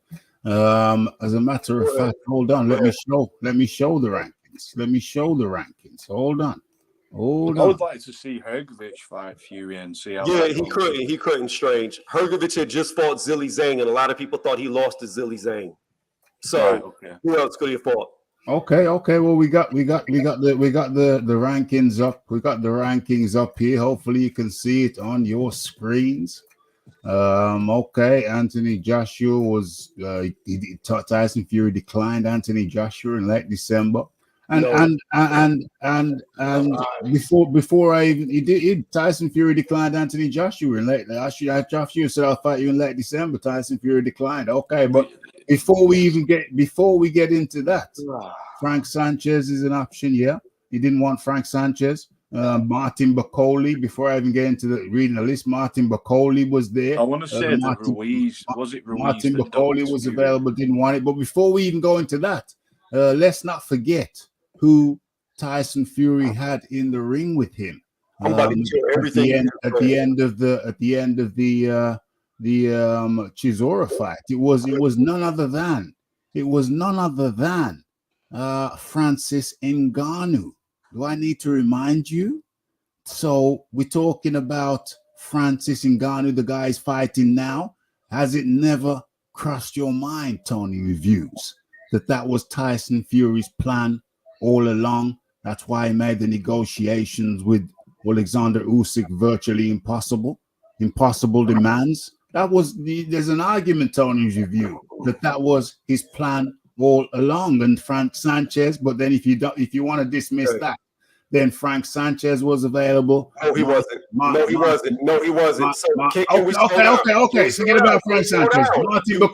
Martin Bacoli was available. Okay. So Martin Bacoli was available. Here we go. We're scrolling. Where's Martin Bacoli? There he is. Number 15. He said he wasn't even in the top 15 last year. He just got in there after his last win in the top 15. Bacoli would have been in the top 30 last year whenever this did. So you also said Frank Sanchez. Martin Bacoli was available when the fight was dropped through. Not even in the top 20. It's top 20, top 15. Are you dumb? That's today. We're looking at today's rankings. Today. Martin Bacoli was top 15 back then when the Usyk fight dropped out. Martin Bacoli was top 15 when the Usyk fight dropped out. But Tyson Fury didn't want it. He didn't want it. You asked for names. I'm giving you names. Come on now. Also, can I finish? Hold on, pause. No, I just want to go through some names. You said he could have fought Frank Sanchez. You're wrong. No. Forget about Frank Sanchez. He fought in October of 2022. Forget about turn around and fight 2 months later against Tyson Fury. Forget about Frank Sanchez. Oh my God! Forget about everybody you mentioned. That's what you're saying. Forget about everybody. Hold on, Rob. Please let me just intervene. Martin Bacoli got into the top 15 after beating Tony Yoka in May of 2022. So he 100% was in the top 15. Absolutely. At the point we're talking about. So we're not discounting Martin. Absolutely. Martin Bacoli was in there. And let's go down the list. If that's too much for you, let's go down the list. I remember discussions about Bacoli was ranked like 26th or 27th. You can go back and actually look it up, the date. See, you're looking at August 28th, 2023. We're looking at the date. Hold on, pause. Listen to me. When Bacoli beat Yoka, he hit the top. Like he was in between the top 20 to 30. It was his last fight that boosted him up to the top 15 when he beat the undefeated Ihor, however the hell you say his last name. That's when he entered the top 15 ranks for the first time in his career. So you don't know what you're talking about, just like you didn't know that Frank Sanchez had just fought in October of last year. But you're going to say Tyson Fury could have fought him. Y'all have made so many misconceptions, and y'all don't even know what you're talking about. That is crazy. Why couldn't Frank Sanchez fight? Because he fought in October of 2022. So when could Carlos Negron? So when I know I watched that fight. So when couldn't he fight? When are you saying he wouldn't be ready? He would have been able to fight in less than 2 months later against Tyson Fury in December. What are you talking about? In December? We're talking about December. Are you crazy? Are you crazy? This is why I leave, because are you crazy? Makes no sense. Are you crazy? Are you crazy? Are you trying to tell me that Frank we're says- talking about December. We're talking about December. Are you trying to tell me that he couldn't have fought Martin Bakole in December? Is that what you're saying? You said Frank Sanchez. Then you came to I Martin asked Bakole. you a simple question. Are you telling me he could not have fought Yes, Martin yes, he Bakole? could have fought Bakole, and you know what? If he would have fought Bakole and beat Bakole, because Bacole's got what, like 12 fights total with a loss already. If he would have fought Bakole at the time he would have fought Bakole, Bakole would have been outside of the top 25, and you would have been saying the same thing. Nobody wants to see it. Oh, he's just like Chisora. He's not a top 10 fighter. Why is he fighting this guy? Bakole has got no fights and has already lost. Who believes Bakole is good? So do you think that? Hold on. Could This be the is top 15 important. guy? This is important. I've just posted in the chat the WBC rankings from 2022 September, and Martin Bakole is 9th. So all of this shouting about how we don't know what we're talking about, Tony, is just shouting. I've put the link in the chat of the September. John, how many major belts the are there? link is in the chat for you to go. Right. I got you. How many major belts are there? And How many major belts are there? Martin Bakole was number 9 in the WBC. I got you. I know that. Doing How all many this major belts are there? Let him speak, man. Let him speak, Tony. Interrupting. You're the one who's always complaining about interrupting. Okay, go ahead. Finish. As soon as anybody says anything, you start trying to shout over them. I have put the evidence there.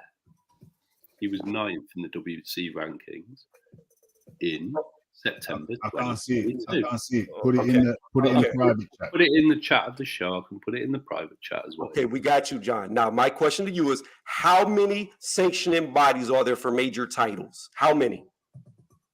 There's 4. 3, 4. There's 4, right, John? 4? You agree with Ralphie? There's 4. And which one There's is 4, and then Tyson? there's the Ring Which magazine. belt does Tyson hold? Answer my question. How many There are major titles 4, and okay, now stop. there are 4, Pause. and which belt? WBC, we know they're both WBC. Listen to me. There's 4 major titles, correct? Are you with me? Carry on. I'm waiting for him to respond. No, there's no need. You don't There's have to. absolutely no need. I've already said yes. And I've Okay, already pointed so out of that them within 4 his major titles, out of them championship matches, he was 4, ranked 9. out of them 4 major titles, they each have their own individualized top 10 rankings, okay? Each of them have top 10, which means you could have 40 different fighters in the top 10 in each sanctioning body. You could have 40, a total of 40. Now, sometimes you have less because some guys are double ranked, meaning they're ranked in 2 different sanctioning bodies or 3 different, but you could have a maximum of 40 different fighters, all in top 10 for each sanctioning body. Global rankings and sanctioning body rankings are completely different because you can have 40 people in the top 10 for each belt. What's your point? My point is he wasn't a top 10 fighter globally. But the champion is supposed to fight people within the top 50 in his own governing rankings. Well, I've got a question. And he was 9. Yeah, and he was 9th in the WBC. So what's the problem? What's the problem, Tony? Where was Chisora at that time in the WBC? What's that got to do with anything? Well, I'll go and He's check it, top but I'm 15 in the pretty WBC. Where was confident, Chisora at that time? Where was Tony, Chisora at that time? Tony, that the Where's your entire list? listing is there. The entire listing is there. Where, I'm going to go and let's check, but I don't think Chisora was in there. So why is Chisora important to Tony? Tony, why was Chisora important? Because his whole thing was, why didn't Tyson Fury fight somebody in the top 15? Then he narrowed it down to, why didn't he fight somebody in the top 15 in the WBC? In his own link, he just killed himself because guess what? Derek Chisora is 13th or 15th in the WBC. Which is a top 15 fighter like you wanted Tyson Fury to do. He is 13, and we're saying you should have fought Martin Bakole, and you have a problem with that. I don't have a problem with that. What I'm saying is your original statement was, why didn't Tyson Fury fight somebody in the top 15? Now, you changed that because you know Bakole was not a top 15 global fighter last year. He was not. He made it this year after his last win. So you changed the parameters of your argument to now we're going to consolidate it to the WBC rankings only. Well, you shoot yourself in the foot when you do that because Derek Chisora was within the top 15 of the WBC. So technically, by your own admission, you wanted him to fight somebody in the top 15, and he did. So, what are you saying? That was a good fight, Chisora? I don't think it was a good fight, but it doesn't Well, matter. what's your point? His What's your point? parameter- What's your point? I don't think Bacoli would be a good fight. I think Bacoli's a shit fighter. Do you think Chisora is better than Bacoli? I would like to see him fight, and we see how it plays out. I asked you a simple question, my friend. Do I you think Chisora would have a shot at beating Bacoli. That's not the question. I asked you, do you think Chisora is a better currently is a better fighter than Bacoli? Yes, last year when he fought him, I think Chisora was a better fight than Bacoli because Bacoli was an unknown commodity, especially overseas, whether it be America or anywhere away from the UK. No, I'm not talking about a commodity. I'm talking about the actual fighter, as a fighter. I just answered you. I said, yes, I think Chisora is a better fighter. Chisora is the same Chisora that made Usyk go life or death with him. Chisora is the same fighter. Win, lose, or draw, it's going to be a good fight. He fights to the very end against everybody he fights. He's never had a bad fight. Let me entertain you for a second, just so we can get to the bottom of this, because I don't know why you're arguing this point. Right. So you say Chisora was a good fight for Fury, but Bacoli is not. That's not what I said. Can I come at this at a different angle? Because I think we're going in circles at this point. It's do you think Francis Ngannou could beat anybody in the top 15 in any description, in any weight class? I have no idea because we've never seen him in the boxing ring. I would say the likelihoods are slim to none, but who knows? Maybe he's a very good boxer and we don't know. It's yet to be seen. We can't. I mean, I don't think UFC fighters can fight, period. But Ngannou may be able to fight. What happens if he knocks out Tyson Fury? Then we all look stupid.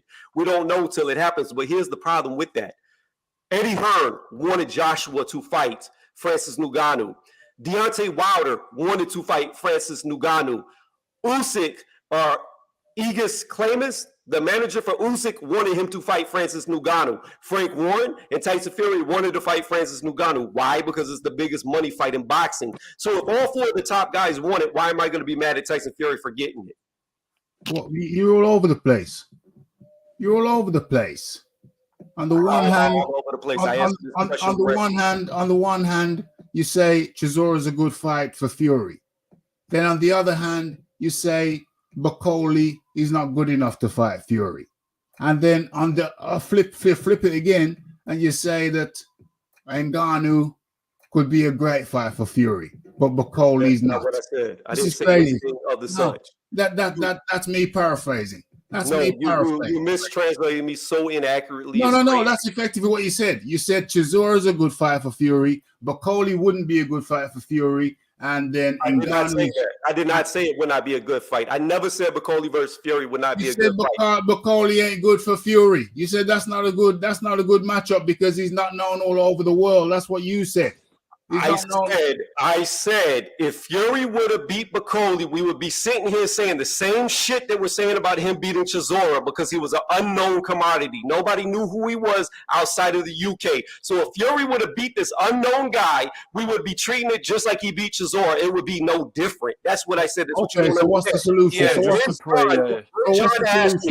Then John asked me, who would win, Bacoli or Chisora? And I said, I don't know because I don't think Bacoli's that good.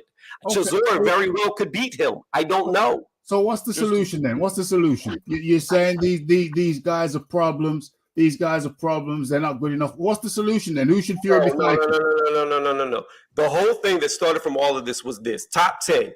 You had Deontay Wilder. Nobody wanted to see Tyson Fury fight Deontay Wilder for a fourth time.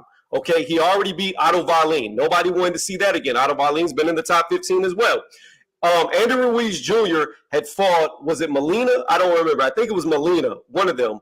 And that was, he looked horrible. And then he went in there against Ruiz right after that. It looked horrible as well.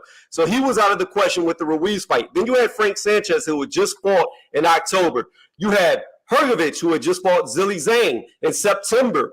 My point was this, all your top 10 fighters had either just fought or they had a fight already set up. There were no top 10 fighters for Tyson Fury to fight outside of Usyk and Anthony Joshua. Those two fights didn't happen. If you want to say Tyson Fury ducked AJ, cool, we'll go with that. But at the end of the day, the fight didn't happen. So you have to look at who is left. You have Chisora, who he fought, and now y'all are bringing up Bakoli, who didn't fight since like March of that year. I think it was March. I think that's what you said, John, right? March of 2022 was the time that he fought against, I think it was Tony Yoka back in March of last year. Yeah. Yes. Could he have fought Bakoli? Yes, he could have fought Bakoli. My only point is, had he fought Bakoli and beat him, we would be looking at it and talking about it no different than as if he beat Chisora. That's all I'm saying. It would have been he fought Chisora. Well, he fought Chisora and he beat Chisora. So why not fight Bakoli? So is it fair enough to say, Tony, then that your point is basically that there was no good fighters to fight in any of the sanctioning bodies, so he might as well just take the money fight with Ngannou, which Anthony Joshua and other boxers were looking to do? No, not at all. And I'm sorry if I cut you off at the end. I just was saying no to answer that. No, we're talking about it December of last year, not this year. The Ngannou fight's happening this year, October 28th, I think, of this year. We're talking about last year who we could afford instead of Chisora. As far as this year goes, there's a whole list of fighters that he could have fought that he didn't fight within the top 10. There's no doubt about it. My only point to Ngannou was this. Every single one, Usyk, AJ, and Wilder, all wanted to fight Ngannou as well. And had they got Ngannou to sign the contract, they would be fighting him next. No. That's Crapola. That's Crapola. That's pure speculation. It's not speculation when Eddie Hearn's doing news interviews saying that he wants AJ to fight Ngannou. It's not speculation when hold on. It's not speculation when Deontay Wilder is putting out tweets that he wants to fight Ngannou. It's not speculations when Eagles Claimant says that they want that fight for Usyk. That's not speculation. That's a fact. All four of them wanted it. Tyson Fury got it. Why? Because it's the biggest money fight in boxing. So if all four of your top guys wanted to fight the same guy, why am I going to be mad at the guy who gets him? If Anthony Joshua, hold on. Yeah, if Anthony Joshua, that's a fair point. That is a fair point. No, that's nonsense. No, it's not a fair Hold point. on, he's manipulating the facts because Eddie Hearn has also gone on record to say he tried to offer that fight to Joshua and Joshua turned it down because he wanted to fight a real boxer. You're ignoring that statement. No, I'm not, Jai, because he said that after. He said it after Tyson Fury signed to the fight. Then he came out talking about, AJ never wanted the fight. I tried to get him to take the fight, but he didn't want it. That came after the fight. Whatever, Ngannou had nobody that he was fighting. He was pursuing it hard. And he didn't say that till after the fact. Joshua couldn't have fought Ngannou because he just lost to what's his name? Usyk. He just lost to Usyk. So how the hell is he going to be going over and fighting Ngannou? Nonsense. Usyk couldn't have fought Ngannou because he had mandatory obligations. So Eddie Hearn went on the MMA Hour and did a whole thing about how how he wants to make the fight with AJ and Francis Ngannou. And also, but that couldn't have flown. That couldn't have flown. He just lost to Usyk. That's ridiculous. Nobody would have had that. That's what I'm saying. I guess that you can say that AJ didn't want it, but Eddie did. But it's kind of like, what's the most likely? Well, there you go. AJ's not. I don't really accept that as a full. Do you know what I mean? Like, if Eddie Hearn is talking about it, then Anthony Joshua must have considered it at some level for him to go on a talk show. And not only that, it was a known fact that Wilder was also trying to fight Francis Ngannou. Wilder wanted it, but that's typical for Wilder. That's typical. I think there's money in the fight. No one's disputing there's money in the fight. I think Eddie Hearn wanted it for the money. I'm not really disputing that. I don't think, and I think he's claims wanted it as well. Yeah, I think Rafi's got a very, very good point about mandatory obligations. When you've got free belts, no way you can do a voluntary like that. You haven't got time. You can't do it. No, but my only point was, and we strayed so far from it, was this. I would not have been mad. If Anthony Joshua was fighting Ngannou right now, I wouldn't be mad at him. If Usyk was fighting Ngannou next, I wouldn't be mad at him. If Deontay Wilder was fighting Ngannou next, I would not be mad at him. Just like I'm not mad at Tyson Fury. It's a ridiculous fight. It's a ridiculous fight. I would be mad at Usyk. He's a world champion. Fact that we're considering this. I would be mad at considering this is outrageous. I would be mad at Usyk because he's a world champion. I Tyson- think world champions have an obligation to fight either their mandatory contender or somebody really should be in the top 5. Because why is everybody else having to fight fights to climb the ladder to fight the champion, and then the champion can just pick any random scrub who isn't really doing anything? Well, can I tell you with this? I would be unhappy with any champion in any way fighting random fighters and retaining their belts. Can I bounce back at you though, John? Tyson Fury is the WBC world champion.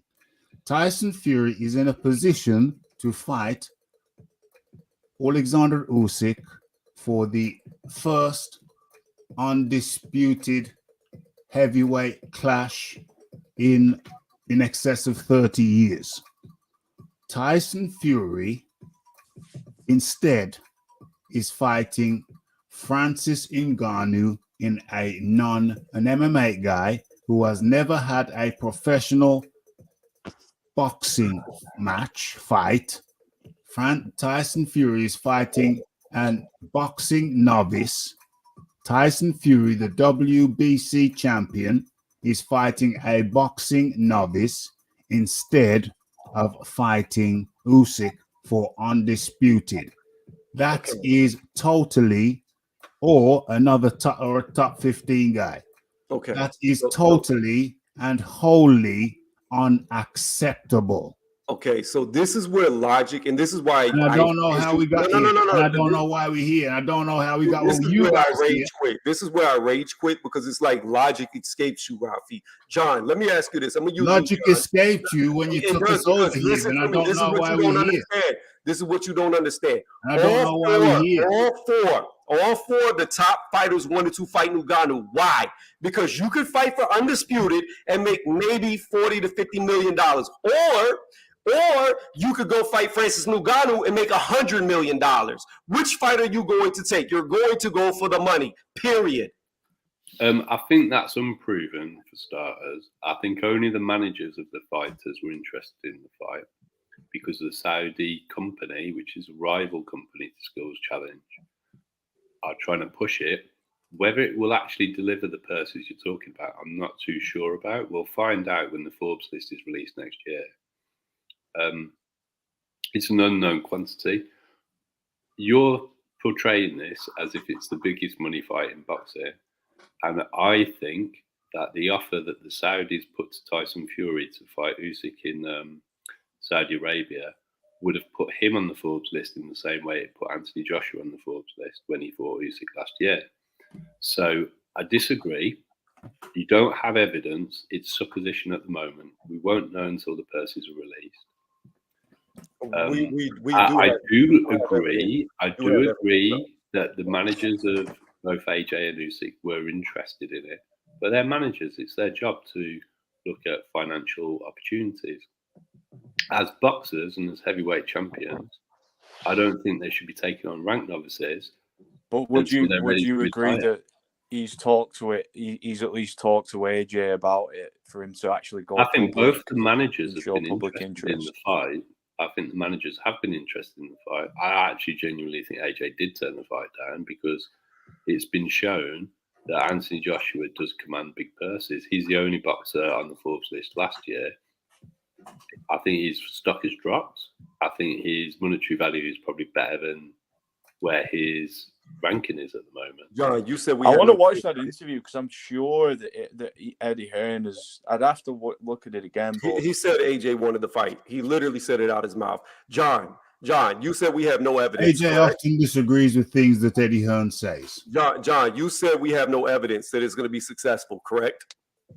Yeah, because it has nothing. Okay, so Mayweather versus McGregor, you had the best welterweight boxer fighting the best MMA welterweight. Is that not evidence? We had somebody in those two fighters had got proven box office receipts behind them consistently. Okay. Tyson Fury does not have consistent big box office behind him. I don't know anything about Francis Ngannou, but I don't think there's been a star in MMA as big as McGregor since McGregor. Nowhere near. I also think that now that we've all seen what happens when an MMA fighter fights a boxer in a boxing ring, the novelty is worn off. Okay, so let me run this by you then. Let's go with it. You say that that's not conducive to it. So let's go to another person that's in boxing. Jake Paul. Every time he fights an MMA fighter, does he beat all the boxers' pay-per-view numbers? But he's not a boxer. He's a YouTuber. But here's the point. You said we have no evidence. What I'm showing you is evidence of MMA fighters crossing over to boxing, and they do huge pay-per-view numbers when they cross over. No, you're talking about people who are stars in their own right who can sell. And my point is, the two individuals involved in this fight, Tyson Fury does numbers when he has an opponent. He doesn't do big numbers at the box office in pay-per-view when he doesn't have an opponent. He does good gate numbers, but he doesn't do big numbers in the box office. McGregor sold pay-per-views. Mayweather sold more pay-per-views than anybody. So that's not a comparison. Jake Paul is not a professional boxer. He's a YouTuber who has a huge following and his fans buy his fights. That is not a fair comparison either. Okay, so you could keep saying that it's not a fair comparison. All I can tell you is this. I can name several fights. Even I could go with boxers and MMA fighters who didn't do anything. They did huge pay-per-view numbers. We could go way back when James Toney. Hold on. What's the point? We could go way back to when James Toney crossed over to MMA and fought Couture. That did huge numbers. I don't understand why we're talking about Fury fighting. It's the biggest money fight in heavyweight boxing, period. What's that got to do with anything? What's that got to do with him not fighting? It's the biggest money fight. You would be a complete moron not to take it. Tony, we were supposed to be having a discussion about Daniel Dubois Usyk. You've come on here for over 35 minutes, taking everything away from the topic of the show listed by the host, whose channel it is. To talk about Tyson Fury. Whenever I box them in with logic, they change the subject immediately. So I'm gonna let y'all get back to Daniel. Tony, I'm gonna get off. You got it. Y'all's logic is so fucking flawed, it's insane. But y'all can have it. The logic is flawed. Hold on a second. Can I just address that? I want to know how the hell he's rage quit again, Ralph. He insulted I wanted the guy to tell me how the hell we went from Dubois Usyk to talking about Tyson Fury not fighting a heavyweight fighter, a recognized heavyweight fighter, and instead I'm hearing Tony reviews supporting Tyson Fury fighting an MMA guy. I don't know how we got there. I don't know how we got to a place where Tony Reviews is arguing we go from Dubois Usyk or Usyk Dubois to Tony Reviews strenuously wanted to fight Ngannou. Strenuously supporting everybody else is jealous. Tyson Fury fighting Ngannou. I don't understand. He said something directly to me about my logic being flawed, and he didn't listen. I said it could be a big box office fight, and we'll find out after the event. And if it is, Tyson Fury will get on the Forbes list. I said, we don't know that it will be yet. That's actually what I said.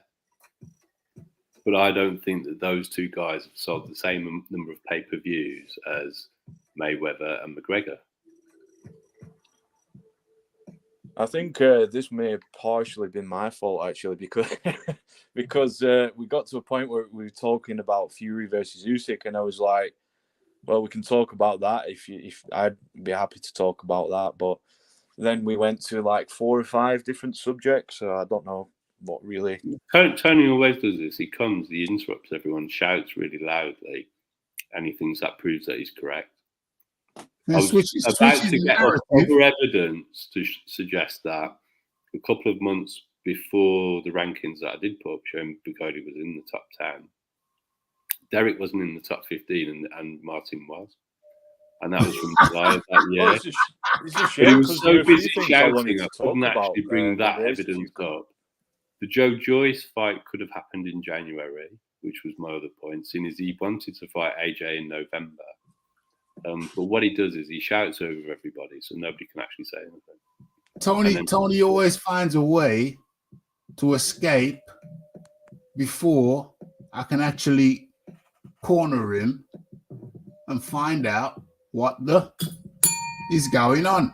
Because that's what I was trying to do. I was just trying to get Tony in a place where he would have to answer some very simple questions like, what the hell are you talking about?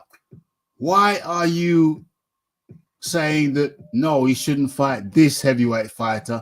No, Tyson Fury shouldn't fight Bacoli. No, he shouldn't fight, what's his name? Sanchez.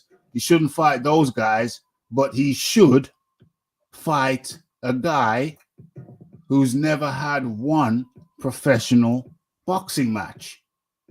I don't know in what and this guy here, Tyson Fury, is a WBC belt holder, holding up the division. I clearly said that we have an opportunity. He was trying to support his argument that AJ and Usyk had ducked Fury. Oh, yeah. That's the only potential opponent. Yeah, so on that one, Chisora. On that However, one, I think he wanted to argue that Sorry, Tyson Fury had soundly beaten Derek Chisora twice already, so why would you fight him for a third time? And yet I've got flawed logic. I disputed that he'd soundly beaten him twice, but he had beaten him twice.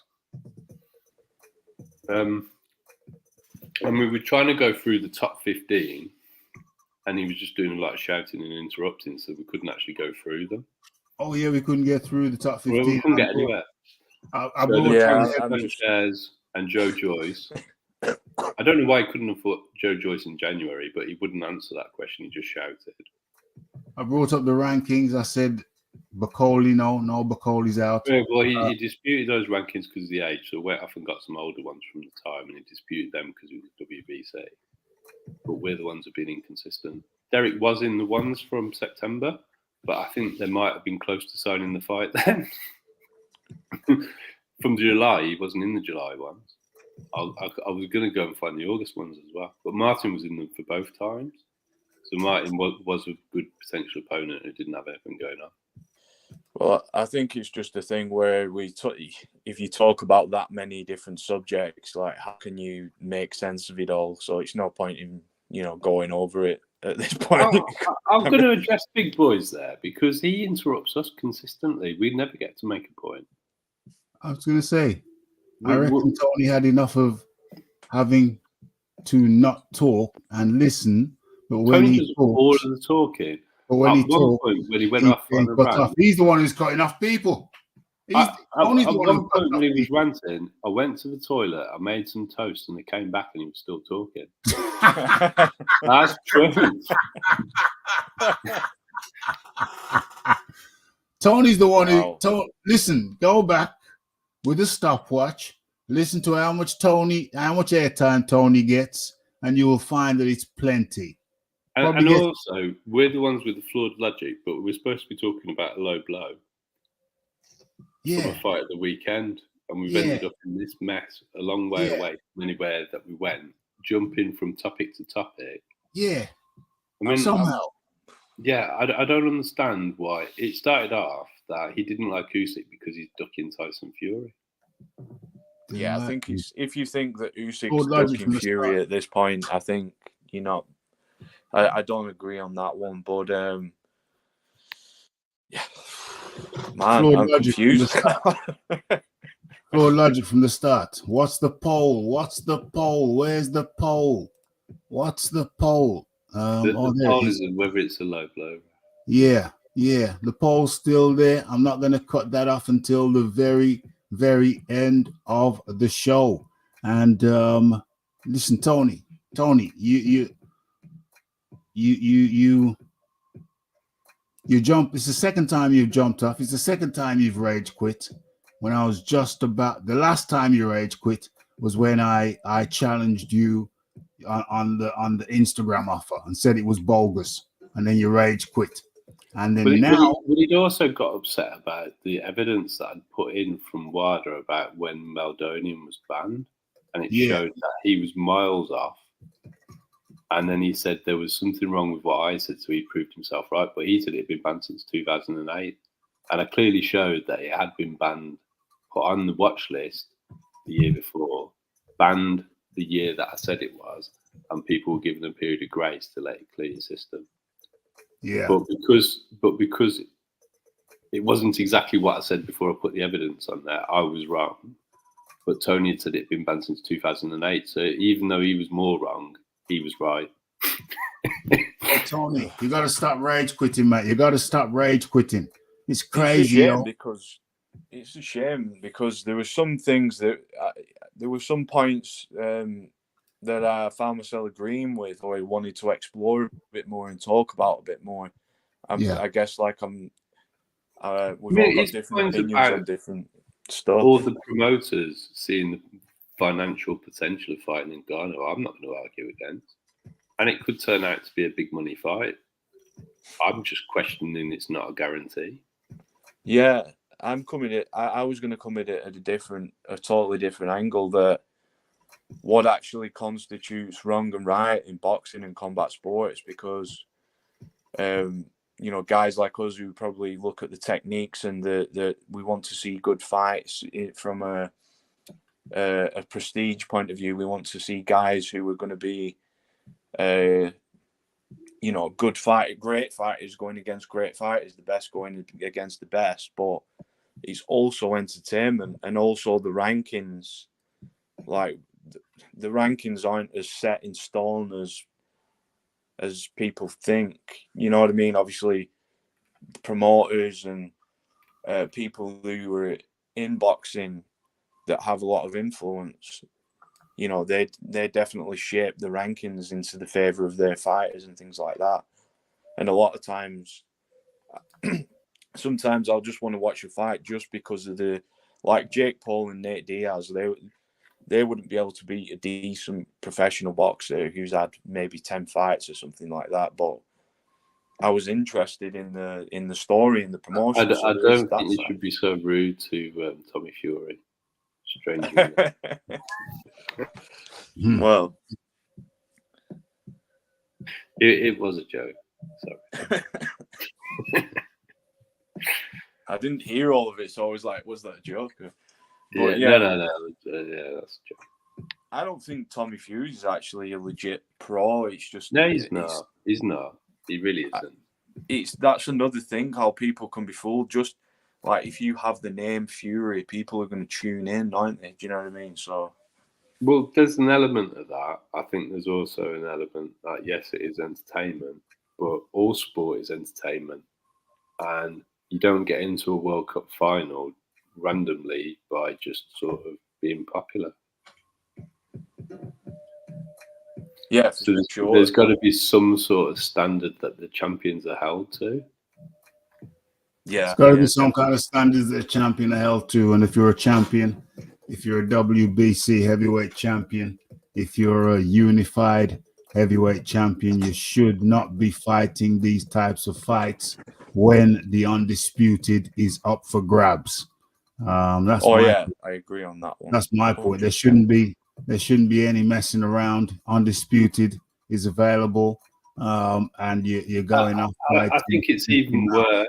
Mickey Mouse fights with the MMA guy who has never had one professional or even amateur boxing match. It's just totally unacceptable. So I don't understand. But it's adding insult to injury, because he's coming off a fight against Derek Chisora, who under no circumstances at any point in the last 3 years has shown us anything to say that he would deserve a mandatory position to fight for a world title. In what world would we say that he's one of the top 10 boxers at the moment? Yeah, obviously that was ridiculous. That was ridiculous. So yeah, but that was bad, and he's followed that up with an Ngannou fight, Rafi. Yeah, so from bad to worse. From bad to worse. Justifying Chisora fight, justifying that when everybody was up in, well, what the hell's going on? You know what I mean? Justifying that and then going one step further and saying the Ngannou fight's good. That, Tony, that's crazy, yo. Utterly crazy. The justification for it, for the Derek fight, is AJ and Usyk ducks Fury. Well, that was garbage as well. Sorry. And then so the only alternative was Derek. That was not the only alternative No, either. which is ridiculous. I mean, Joe Joyce is still a reasonable alternative. Why, you can't wait a month? You sat out all of this year. I mean, what's the desperate to be so active? Well, the fact that he sat out all of this year proves that he could have waited a month. It proves he could have fought AJ at the end of December. And it proves he could have fought, if not AJ, then Joe Joyce. Well, the date that he said he couldn't fight AJ on is the date he ended up fighting Derek on, isn't it? Crazy.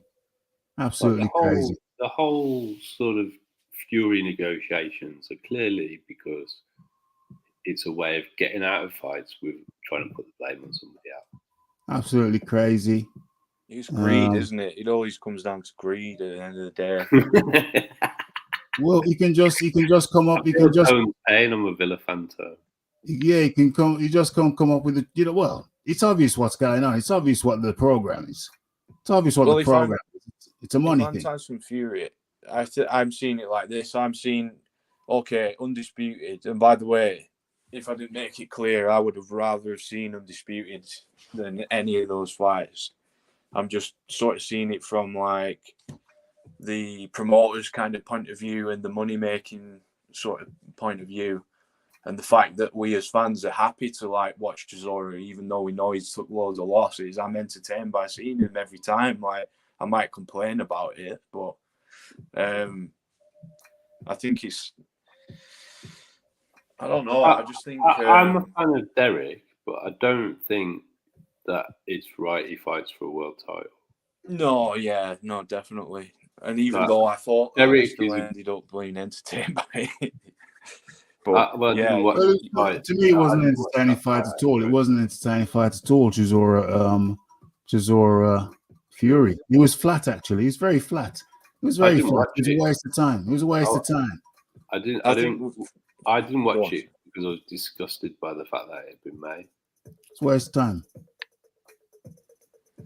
Yeah, I guess that's fair enough. I just guess I don't know. I just get I don't know. I just guess I get entertained by people's characters, and I kind of like hope. Fine. I mean, everyone's entitled to their opinion, but I don't think it's like with Anthony Joshua now. Him fighting Franklin's fine because he's not a champion. He can do what he wants. Yeah. I guess I'm easy to same for Wilder. Wilder can do whatever he wants. Him coming back and fighting Hellenius when he did was fine because he's not defending the belt. Yeah, for sure. I think it's like I'd prefer certain fights, but I'm happy with what I get, sort of thing. And maybe that's not a good thing. Well, yeah. I mean, there's a lot of fighters out. There's a lot of fans out there who, they just soak it up. They just eat what they're given. You know what I'm saying? Who wins Joe Joyce versus Zhang? I can't pick. Probably Zhang again.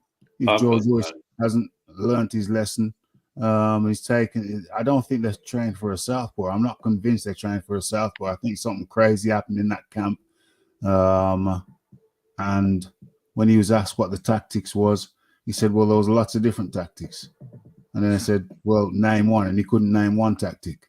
Talking about Joe Joyce. So I don't know what the hell they did last time, but I think this is too fast of a turnaround. And I can see Zhang winning again, unfortunately. I don't think it's got anything to do with the turnaround, Rafi. I think it's got everything to do with the fact that I've never seen Joe Joyce evade punches or defend them. He always gets hit. And he's come up against somebody who's bigger than him who hits hard. Well, he's a southpaw as well. That's the prime thing. But that doesn't help. But Joe's always been the bigger man in the ring and bullies his way forward. And what punches has he been in with? Whereas we'd already seen against Hrgovic, Zanga got legitimate power. Yeah, I think his chin was overrated. I just don't think you can say I'm not going to have any form of defense when you're in against a big puncher. And that's Joe's mowing down a Joseph Parker who's proven to be not a big puncher, not got that much dog, and is considerably smaller than him. Doesn't really show us what he's going to do when he comes up against a bigger fighter who is also a crafty southpaw, can also bang. And I just don't see what adjustments he can make unless he learns how to defend, which we've never seen him do. Joseph Parker was landing on him. He was just eating the punches, but Parker's not a big puncher. We've seen that time and time again. Makes me curious. Strangeness. Who you got winning that one? In the rematch, I think that I don't think Joe Joyce. I think his foot speed's absolutely. He's quite terrible, isn't he? I don't know how else to say it, but his foot speed's terrible. He doesn't have any head movement, and I think with the southpaw that's bigger than you, I think the body shot was very open. Because obviously with the southpaw having the right hand as the lead hand, the liver shot is open. So and he didn't realize that. So that tells me that his ring IQ that we keep hearing about is maybe overrated as well. Who's ring IQ? Joe Joyce. Well, it's late. And don't know if we touched on everything we wanted to touch on. In fact, I know we haven't, but we had an interesting. No, he hasn't changed trainers. Same trainer. What's his name again? Is he still with Salas? Yeah, Salas. Still with Salas. Didn't really do everything we wanted to do, but we had an interesting intersection. So it should make for interesting listening back. Okay, so the poll is up, so it's time to close the poll. Let's have a look.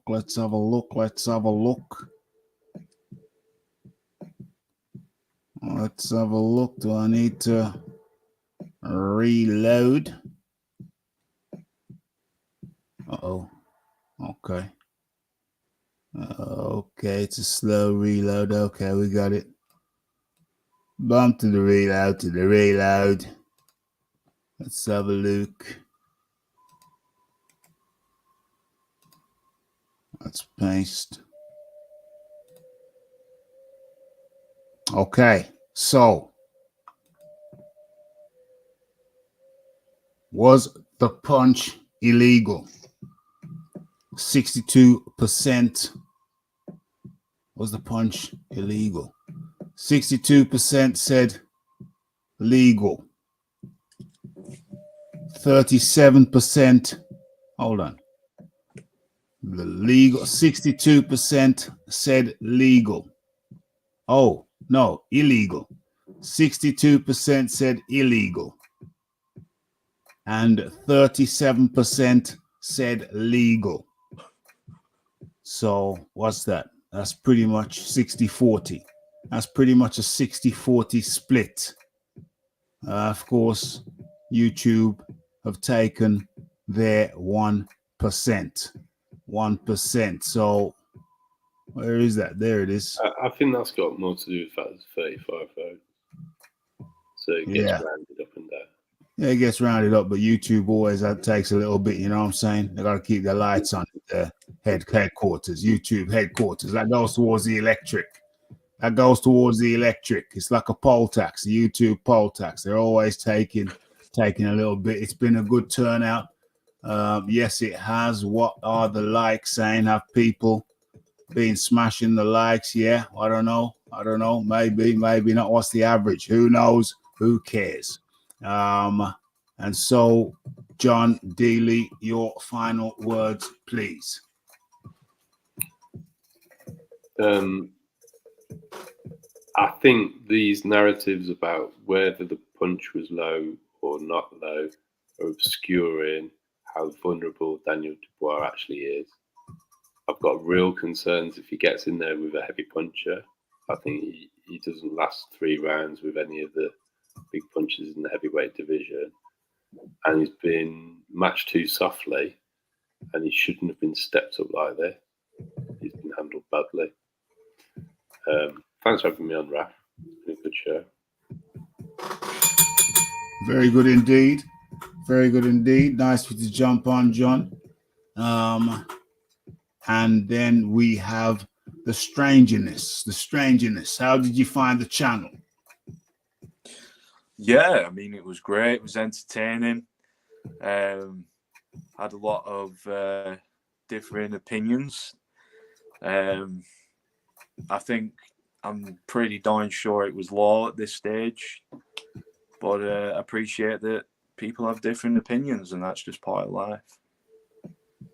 It's part of life. Hey, that's what makes things entertaining.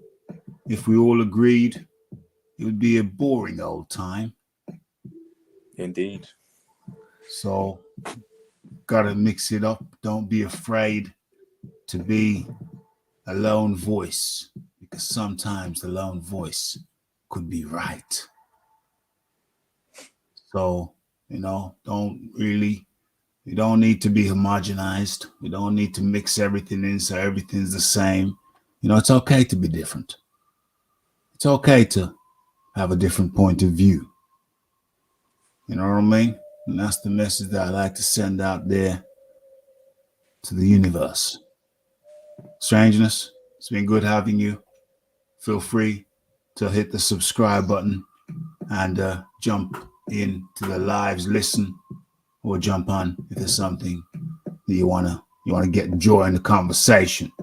So good to have you. Take it pleasure, easy, bro. It's been a pleasure, and I already did subscribe. Hey, good man. Ahead of the game, ahead of the curve. Strangers, take care. Have a good night. Peace out.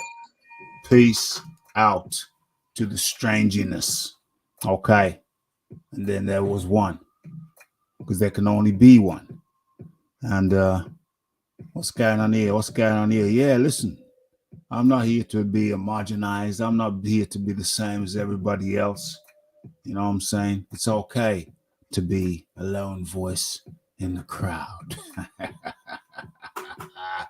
Don't stifle your individuality, and don't be afraid of your freedom. You know what I mean? I don't know why your ears are ringing. Maybe it's the bell. Maybe you're hearing the bells. But okay, so Daniel Dubois, the Daniel Dubois controversy, was it low or was it high? Well, seems to me 60-40. Seems to me that it was borderline. It was on the borderline. But regardless of which, it's in the record books now. It's in the record books now. Some referees would have given it for it. Some referees would have gone against it. But either way, I will have to say the Oscar for best performance goes to Mr. Oleksandr Usyk. So congratulations to him. There's more to talk about on this subject and on this topic, but we've already been going for 2.5 hours. It's already been going for 2.5 hours. So I think we've done our duty to the RDCR community. Hope you've enjoyed it. Hit that like button. Hit that subscribe button. Hit that share button. Hit all of the good buttons. What else? Is there anything that I've missed?